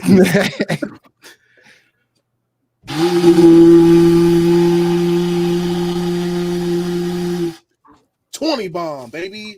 Hey, don't put it away just yet. You got 5 on there too. No, I'm not doing that one just yet. We got to keep it moving. All right, we're going to do it later. We'll do it later. Yeah. All right, BLAQQ Scale, go ahead and bring up your topic, baby. Yes. Ubisoft is preparing to drop some of that summertime heat. I'm joking. Not really. So Ubisoft has revealed the next event called Ubi Forward. It will be taking place June 10th in Los Angeles. They had one last year about this time, and at the last Ubi Forward event, they showcased Skull and Bones, Star Wars Outlaws, Avatar Frontiers of Pandora, and The Prince of Persia Lost Crown. Keep short on time. Just keep it quick. Throw it to you, Parris. Is there anything that you're expecting from this show or want to see? Oh, I'm so good. Or something that you know already. You want to drop? Oh, I don't know. I don't know shit. I'm be clear. I don't know shit. I do know somebody that knows something because I know somebody that went to a Ubisoft preview event today. Okay. But I personally know nothing. All right. So I'm so glad you brought this up. There is a game, and I've said this a few times over the years, for the love of everything, can we please just get Splinter Cell? I don't want no VR game. I don't want nothing. Just give me Splinter Cell. I need Sam Fisher. And I did see today, I guess they updated the Facebook page with like Sam Fisher header or something for Splinter Cell. It makes sense. I mean, they obviously, even though I'm not 100% on board with them doing the remake of the first one, I'll take anything at this point. Please just give it to me, whatever. But it's time. I can imagine them showing off Splinter Cell at this Ubisoft Forward. I would imagine we'll get a release date on Star Wars Outlaws. Is it Outlaws or Outlaw, but whatever. Yeah. And then whatever the next Assassin's Creed, and I'm sure they're going to tease that as well. We saw the rumblings about the Prince of Persia roguelike from the Dead Cell folks. Yes. I would imagine we probably see something more on that. By the way, shout out to the Lost Crown. Am I saying that right? But yep. Yeah, phenomenal game. But you know what sucks? Not enough people played it. That sucks. I really hope that game finds a second life and more people get to play it. But could be a solid showing for Ubisoft. Like I would also imagine we probably should be seeing the Division Heartland here. Oh my gosh, yes. Wait, what can I say? Can I say this? I can say this. I've played some of it during various tests back in the day, but that was a while ago. So it's time. We should be seeing it here pretty soon, I would imagine. So that would make a lot of sense. I know they're still working on stuff with the Division 2. They might tease some of that as well. But yeah, it should be a solid Ubisoft forward. I think this has the potential to be one of the better ones that they've had in the past few years, for sure. I love to hear that. But because I know I have to go soon, and I see him in the chat. I see Dirt in the chat too. He another one like Ray. See, they be getting me in trouble because I lurk and I see in the chat, and like I was in Dirt's chat. Was this a week ago, 2 weeks ago? Minding my business. I ain't nobody even know I'm there, and people in the chat just roasted me. I'm like, damn, I ain't even do nothing, and I'm catching stuff. I forget what I even said. I had said something online, and people got mad about that. But no, it's all love, and that's the whole point that I bring up again when I talk about more of us doing this, like yourselves, Ray, Dirt, etc. This is why I lurk in the chats all the time. I pay attention to see what people are talking about. Now, look, Dirt is messy. Dirt is messy, but he don't care. He want to be messy, and I get it. Ray too. Ray messy as hell too. But I still pay attention to that stuff. And like someone even brought up Uni in the chat earlier, going, why do I associate with Uni, or I'm in the spaces and stuff with him? Because I talk to, and he'll tell you this, I talk to Uni privately all the time, and I tell him the same thing I tell you, Viking. Stop being so messy, but he don't listen. So that's on him. That's on him. I stand there. When he get too messy, I'm like, I'm out. I can't do that. But the point is, I'm never going to turn my back on someone. Like if we cool, we cool. No one's going to tell me who I can associate with. If we're cool, we're cool. If you get messy, I'm going to tell you get messy, and I'll be like, man, get out the mud, stop doing that. And if you don't listen, then you don't listen. And nothing I can do about that. But that's why. So people asking. But no, but I pay attention. I try to support as much as I can, because I think, like I said, more of us need to be doing this. More of us need to bring our perspectives into the industry and have our voices heard. I know it's not easy. I get it. But, you know, as long as we keep supporting each other, I mean, it will eventually happen. Like I said, I got super lucky. And this is the bottom line. I got super lucky. I obviously have people like Danny and COD and people like that, you know, we all work together and support each other. I've been lucky enough to link up with, you know, like the kind of funny people. They help me out, you know, IGN, you know, like Ryan McCaffrey was a huge help for me. You know, like love Ryan, hate Ryan, whatever. Ryan's a really good dude. I'd rather die for that guy any day. And he's been a huge help with me having opportunities and things like that. So it's like, so I tell you before, and I know I'm getting all preachy again, I apologize, but it's like, you never know who's paying attention. You never know. You never know when that opportunity is going to come around, because even the thing like with me and Ryan getting linked together, that was just dumb luck one day that I wind up coming on Unlocked with him. And I almost said no. You know what I mean? Even something like, and I've talked about this publicly before, but like when I hosted that Xbox showcase, do you know how that happened? Probably don't. No. You know how it happened? Because one day I tweeted, and it was agnostic. I didn't say Xbox. I was just saying, I would love to host something one day. I would love to try it. It was that. It was literally that simple. People at Xbox side saw it and they were like, yeah, let's do it. Let's try it. But that's the point. You don't know who's paying attention. You don't know who sees what you're doing. And what was it? And again, I'm being super preachy right now, so I apologize. But like even when I was at the Game Awards just this last year, and I was on the Giant Bomb couch with Grubb and all of them. And when I left the couch, Khalif wanted to record some stuff outside. And as I'm going downstairs, I don't know if you know who Reb Ford is, but basically she's the creative lead for Warframe, right? Okay. Yeah. I'm just going downstairs, and she was like, "You're Parris, right?" And I'm like, "Yeah." I'm looking at her like, "Yeah. Who's you?" Right? You know. And then she knew who I was. She was like, "Oh, I watch you on XCast all the time. I really love the stuff that you do." Blah blah blah blah blah. And it was just super kind. But then even once I go downstairs, I'm down there with Ka, And you know who Ben Starr is, right? Yep. Voice actor. Yeah. And it's actually on film. Kai and I are recording. And I remember seeing that. Yeah. Yep. And he walked up with Sam Lake, by the way, because I had said some smart ass shit about Alan Wake and didn't realize Sam Lake was there, and I felt dumb. But they all walking up, and again, he's coming up knowing who I am. It's just crazy, and saying how much he respects all the stuff that I do and this, that, and the other. This is a dude I had never spoken to before in my life. You know, you see what I'm saying? And it's just like, but they see the work that you're doing and they respect what you do. This is why when I get all the negative weirdos online with the hater stuff, I don't pay attention to that stuff, because I know what my peers think. And I know, just like I'll be in your DMs telling you, hey, don't be messy on that. If I get messy online, I have people there. People will tell me. There is people that will 100% let me know if I am. But the point that I'm just making out it is, you know, just like you guys are doing the show right now, do the work, be consistent with it, have fun doing it. Don't worry what random people are saying about you online and you feel the need to react to that stuff. Just do the things you got to do. And people are paying attention to it, and it will get noticed. Like you got the interview for Zal, you know, last week. Fantastic. That's the building blocks. That's how you start the process. That's on the resume now. Now, when you approach somebody else, drop that link to them. Here's an interview we did. We would love to interview this person too. And then you get that opportunity and you build on that and you build it. You see what I'm saying? And then you just keep building and building and building.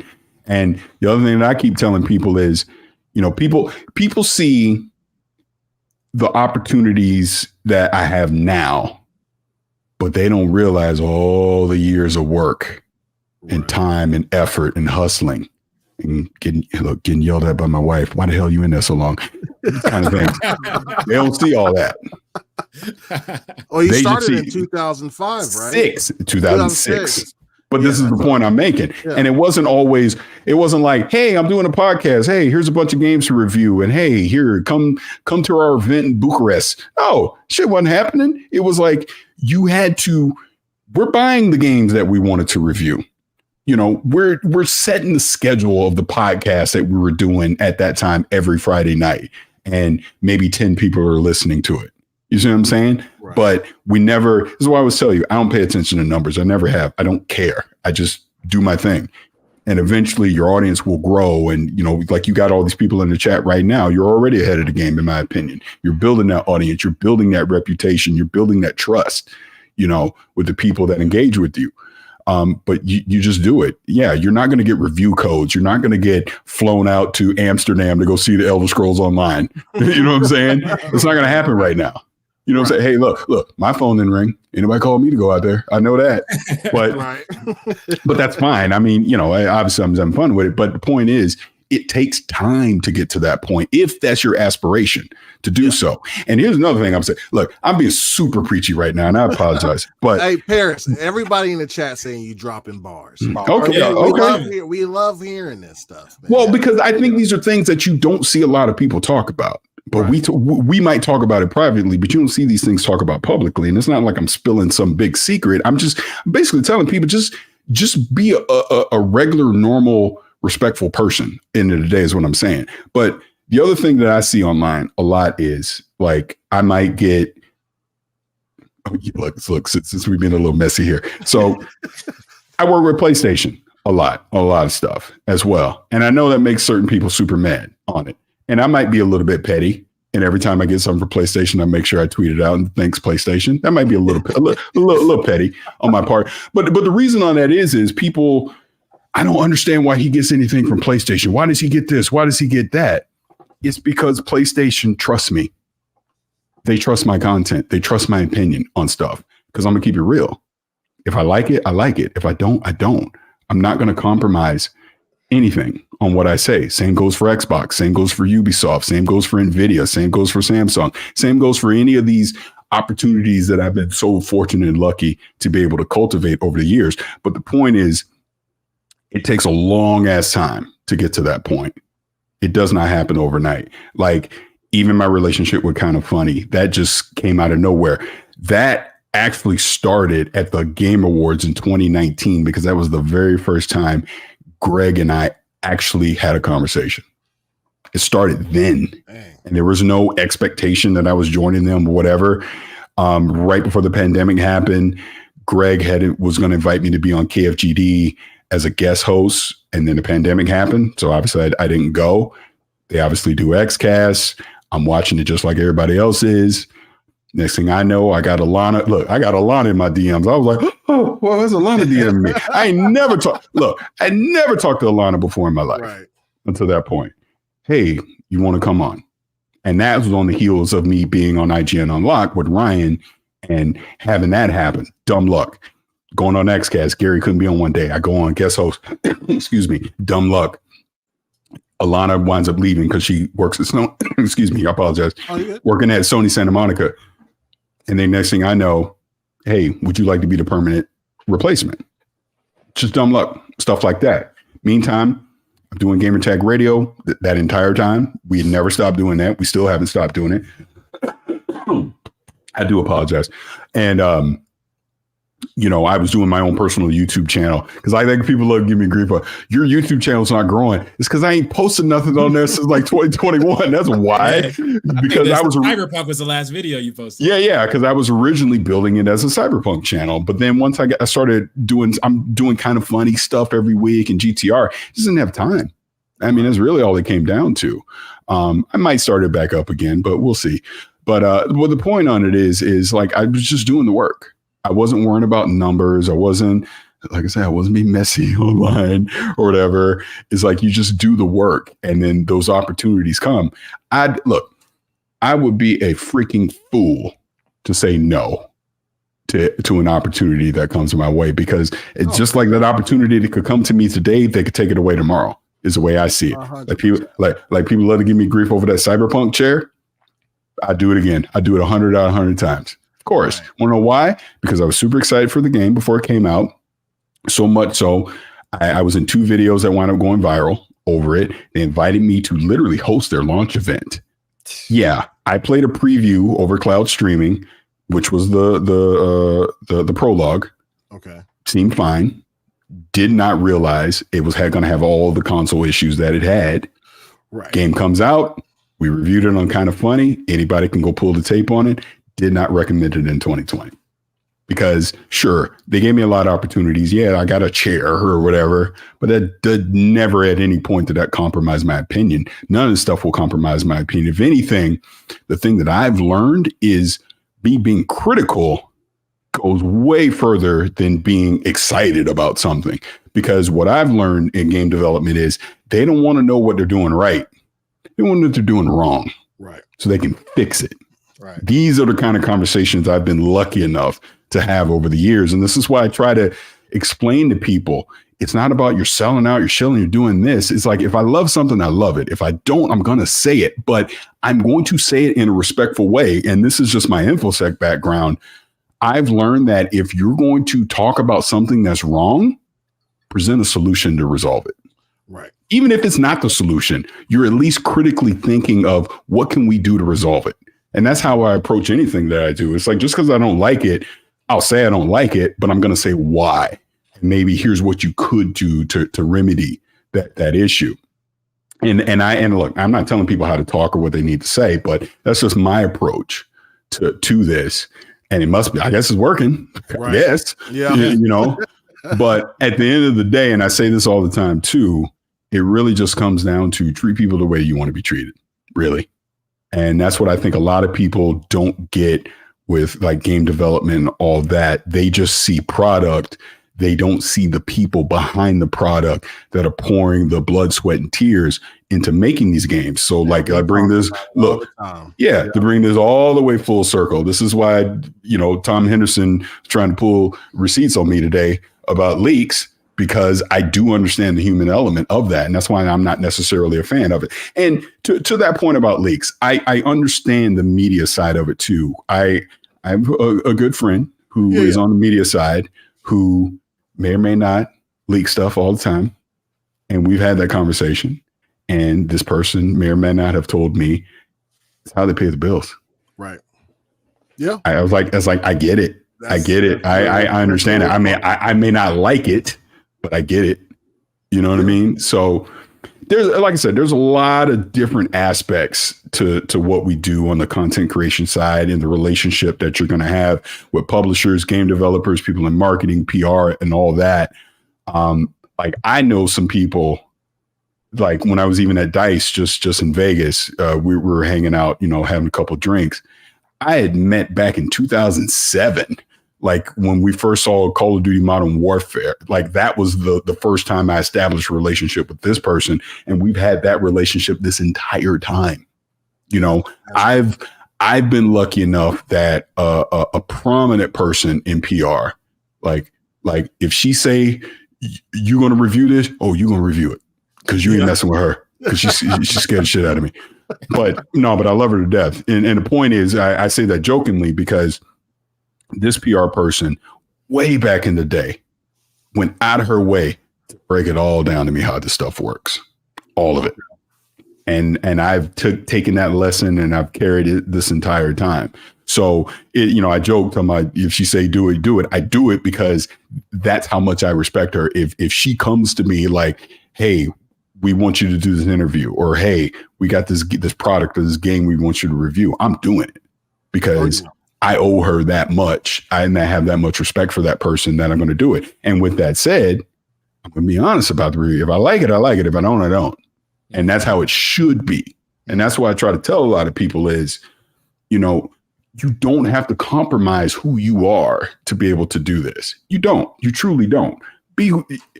Just be honest. That's all they want with this. If you're excited about something, be excited about something. And that's where I get grief. Because when I'm excited about something, I'm gonna let you know. I have no problem doing that. And they take that as not being genuine, as if you have an ulterior motive saying that you like something, you're excited about something. But we all have games that we're super excited about. Exactly. It doesn't make any sense. Yeah. Yeah. So I see someone talking about 4 out of 5 out of Starfield. Yeah, there's people that are mad at me about that. Like it's so funny. I have people that are mad at me for not giving it a 5 out of 5. And then I have people saying 4 out of 5 is too high. So it's like you literally can't win. But I always tell people, did you actually watch the review and heard what I said? This is like, I'm also not a fan of numbers with reviews. I think you should listen to opinions. With reviews. If you listen to because again, the kind of funny is a 5 out of 5. So I thought 3 out of 5 was a little too harsh. Hold on. Why is Danny calling me? I'm mad up. But I thought like a 3 out of 5 would be too harsh. But I thought a 5 out of 5 means the game is like a masterpiece, perfect. And it wasn't. So 4 out of 5 made sense to me. But if people listen to what I said, I talked about what I liked and I talked about the things that I didn't like in it. And that's what you should be doing with a review. Get a number. People get way too fixated over a number and not the actual review itself. No, that's big facts. Parris, I don't want to get in trouble by Mama Lilly. Okay, I should show you this text that Danny just sent me because this is a relationship that we have. Again, this is why I tell you we family. We family. It ain't just friends, it's family. Because I didn't answer his call, he replied to me, "F you." and you know what I do to him every day, and I swear to God, if I show you, you'd trip out. I do this every morning. I send him a message and I say, Jesus loves you, every morning. and his response every time is the meanest thing that you could possibly think of. Every time. That's great. That's hilarious, man. Parris, you are always welcome on this show. Before we run out of time, I want you to tell everybody where they can find you if they've never seen you before. I'm sure everybody knows who you are, but tell them where they can find you, what times, what shows. You're everywhere, man. So yeah, go ahead. Oh, sure. So on social media, I'm at Vicious696 everywhere, obviously primarily on Twitter. As far as shows, I'm on Kind of Funny, doing the XCast. I pop up on other stuff over there every now and again. Gamertag Radio, obviously long running gaming podcast with Danny Pena, Peter Toledo, on there every week as well. Matter of fact, we should be having our Call of Duty interview should be out right now, so people can go check that out. Where we sat down with Sledgehammer talking about season 3. But those are primary places you can find me. And like I said, if you see me on social media, there's always gonna be somebody mad at me about something. So I was used to it. Yeah. Scale. Yes. Hold on. You had the Ubisoft topic, right? Yeah. You down to stay for longer, or you Sure. Okay, all right, cool. Well, Parris, I don't want Mama Lilly to get mad at me, right? Because I want you back on the show, and if she knows you're coming back to the Longhouse, she might not let you come back. No, it's all good. No, it's nothing but love. Like I said, I know I got a little preachy on here, so I do apologize for that. But I love what you guys are doing. You're doing it the right way. Just keep doing what you're doing. And hey, if I ain't on here, I'm lurking. I got you. Hey, and one more thing, Parris, I want to say this publicly, man. Like, you just give your opinion. People can hate it or leave it. Yeah. Time, right. I see you as a big bro in the gaming community. Not only because you represent the culture, or because I don't see a lot of us doing this. That's why I hit you up early on to be like, yo, like, give what, not a roadmap per se, but like mentor me a little bit. You know what I mean? Because I'm trying to be where you at one day. You know what I mean? And we see stuff like that with what's his name? Dang it, he's at Kind of Funny too. The brother, the young. Oh, Blessing. That's right. Yep, Blessing. Kai. Even right now, like going up, Iron Lords podcast, like they're doing their thing. COD, David, Attic, and Solve. I appreciate you, man. Like everything I see about you is a huge inspiration. We'll get there one day. No, you definitely will. And you actually, and I'll get out of here after this, but you actually reminded me of some brothers that I did not shout out earlier, which is Iron Lords podcast. And yeah, it's all of them.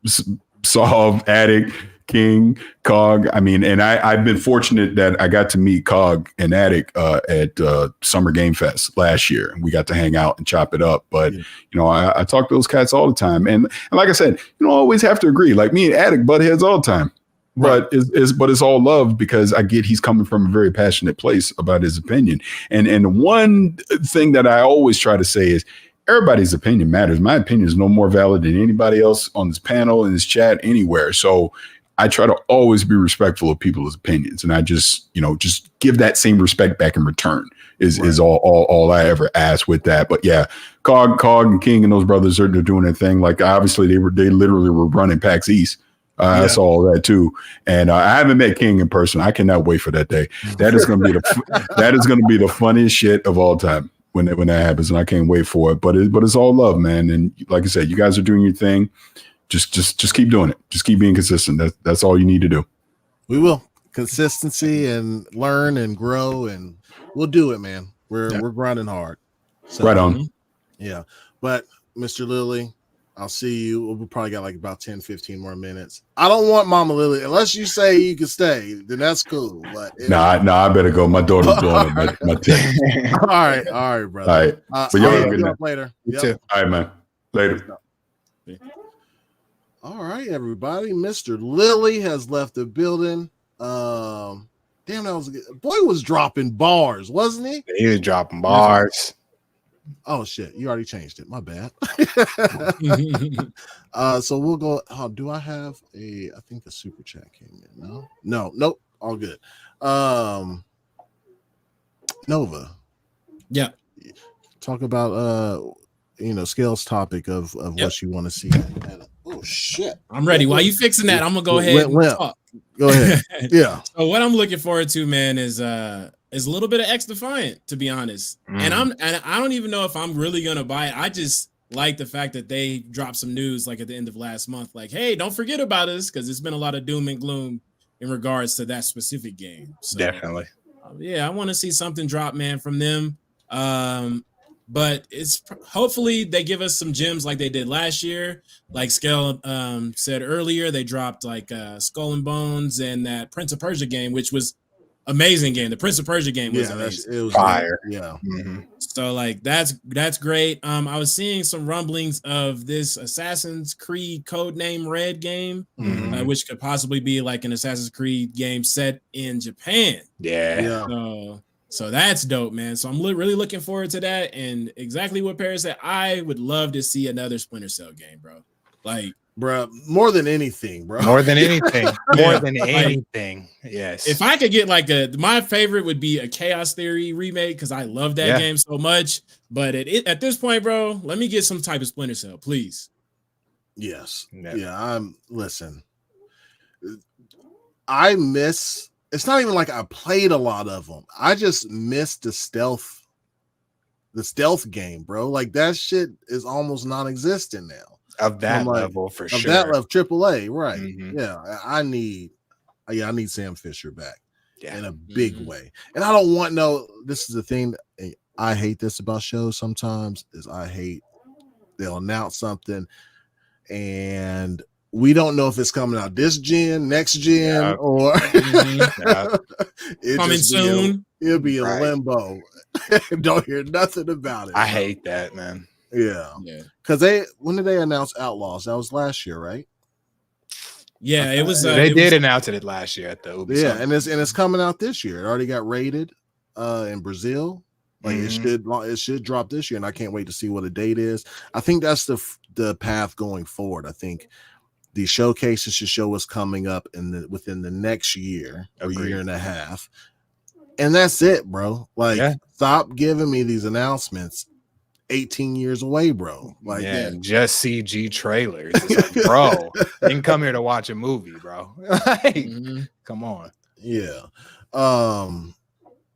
What else? What would I like to see? I'm excited for that Outlaws game by Star Wars, and to see I want to see if they do some samurai. They have to do samurai action if it's in Japan, right? But like that will go hard, man. It's like Ghost of Tsushima might have a little comp. You know what I'm saying? Like, you know, because it'd be nice, bro. It'd be really nice to see a next gen Assassin's Creed game. I don't think that shit gonna touch Ghost, but I feel you. Yeah, Ghost is such a masterpiece, bro. Yeah, it's literally a masterpiece, bro. I don't think anything is. Nope. I am excited for this though, just because I like Japan in general. So I want this no matter what. So, and I haven't played an Assassin's Creed in a long time, so I think this would be a cool one to get back into. Yeah, I'm 100% down with that. Anything else y'all would like to see probably at the showcase? Just Splinter Cell, 100%. I will even take a remaster of Chaos Theory just to get the lighting, like the updated lighting. Can you imagine ray tracing all that shit going on? Yeah, nowadays those games, bro. That game's physics, bro. You could shoot a fish tank and it would leak in the certain spot that you shot it in, and it would not. Bro. They were just so, and the lighting you could shoot out. This might be common now, but back in the day when that came out, you could not just shoot lights out. That was a new thing, new tech, and every single light you could shoot out. And I just know the ray tracing is going to kill. Seeing those shadows and just all the lighting effects bouncing off stuff. It's just Splinter Cell's paced so well to appreciate all of that. So that's what they definitely. They put in work for the lighting thing. Like you were able to play, choose how you wanted to play the game. Like you wanted to be bro. How stealthy you wanted to be, bro. I forgot about that lighting shooting skill. That's huge. That shit was fire, man. But other than that, that's pretty much Splinter Cell.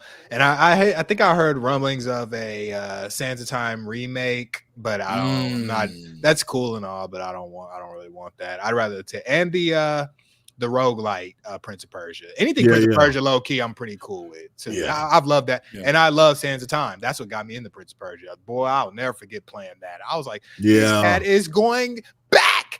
Words. The rewind shit, bro. Rewind crazy. So Prince of Persia, I'm cool with anything with that, and Splinter Cell. And Outlaws, I think the Star Wars is gonna be fire too. Honestly. Yeah, I think it's gonna be cool. I need a more in-depth look at it. Yeah, I need a whole gameplay walkthrough. I need you to, and here we are in the city. And here's that. And the camera pans. I need some of that. Yeah. Big facts. I think we can go ahead and probably wrap this thing on up, man. Listen, hold on. 117 people still out here rocking with us on a Thursday. You know what I'm saying? Thank y'all for being here. Thank y'all for keeping the chat going. I saw some of y'all's messy comments. It's all good, man. It was great. Y'all's funny in the chat. Hit that like button if y'all haven't already. If you haven't, so I looked at the algorithm. I mean, the analytics. Like 40% of people that watch, they not subbing. Bruh, sub up, baby. You know what I'm saying? Sub up, baby. Really helps with the algorithm. Really helps us grow. We grow. We get more opportunities to show you guys what our spin on things. Y'all heard the bars Parris was talking. You know what I'm saying? Yeah. We try to make this community grow, man. It's Longhouse. It's gang all day. Let's see. I didn't miss one.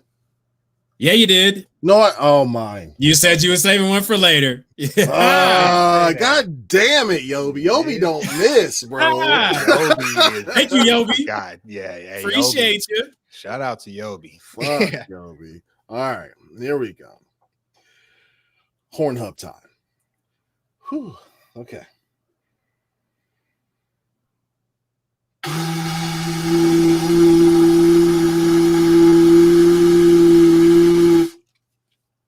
Yeah. Okay.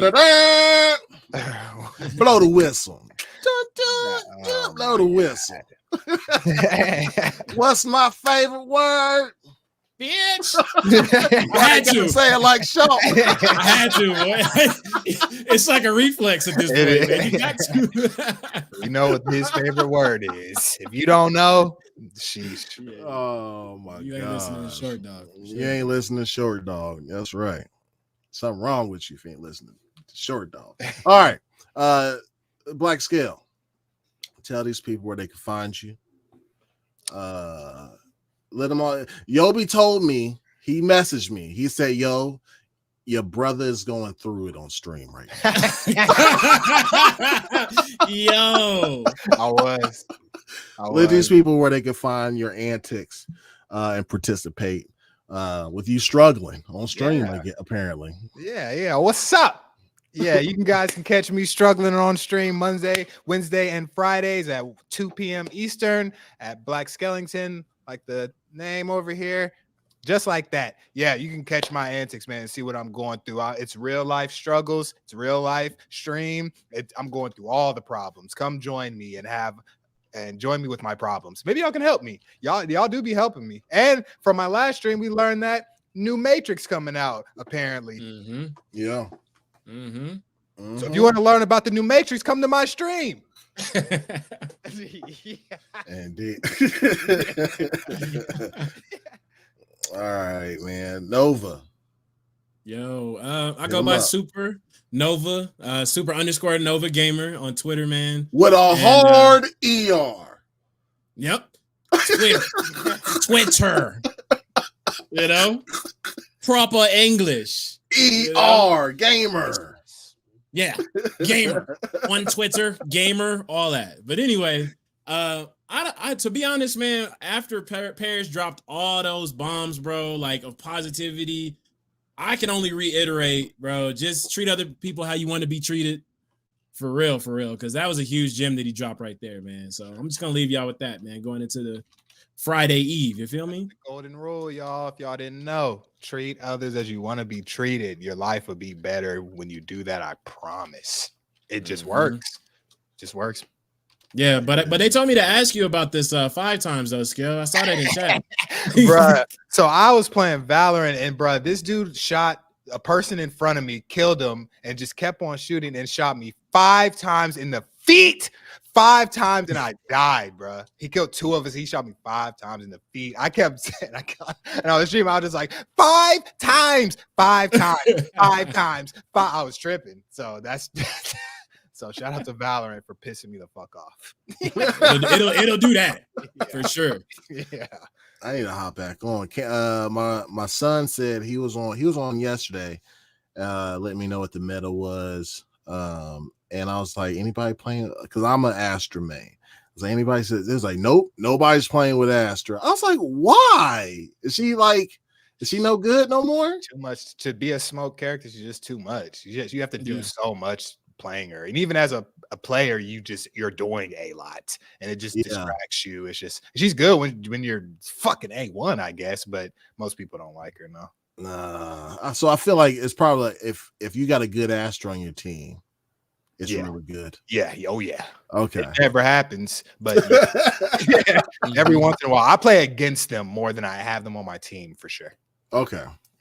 Copy that. All right, man. So I'm Black Viking. Y'all know where y'all can find me on Twitter. And everybody's the in the description below. Y'all can find everybody's links, their socials, even Mr. Lilly's. His stuff is in there. Supernova Gamer with the hard ER, and then Black Skeleton. His stuff is in there too.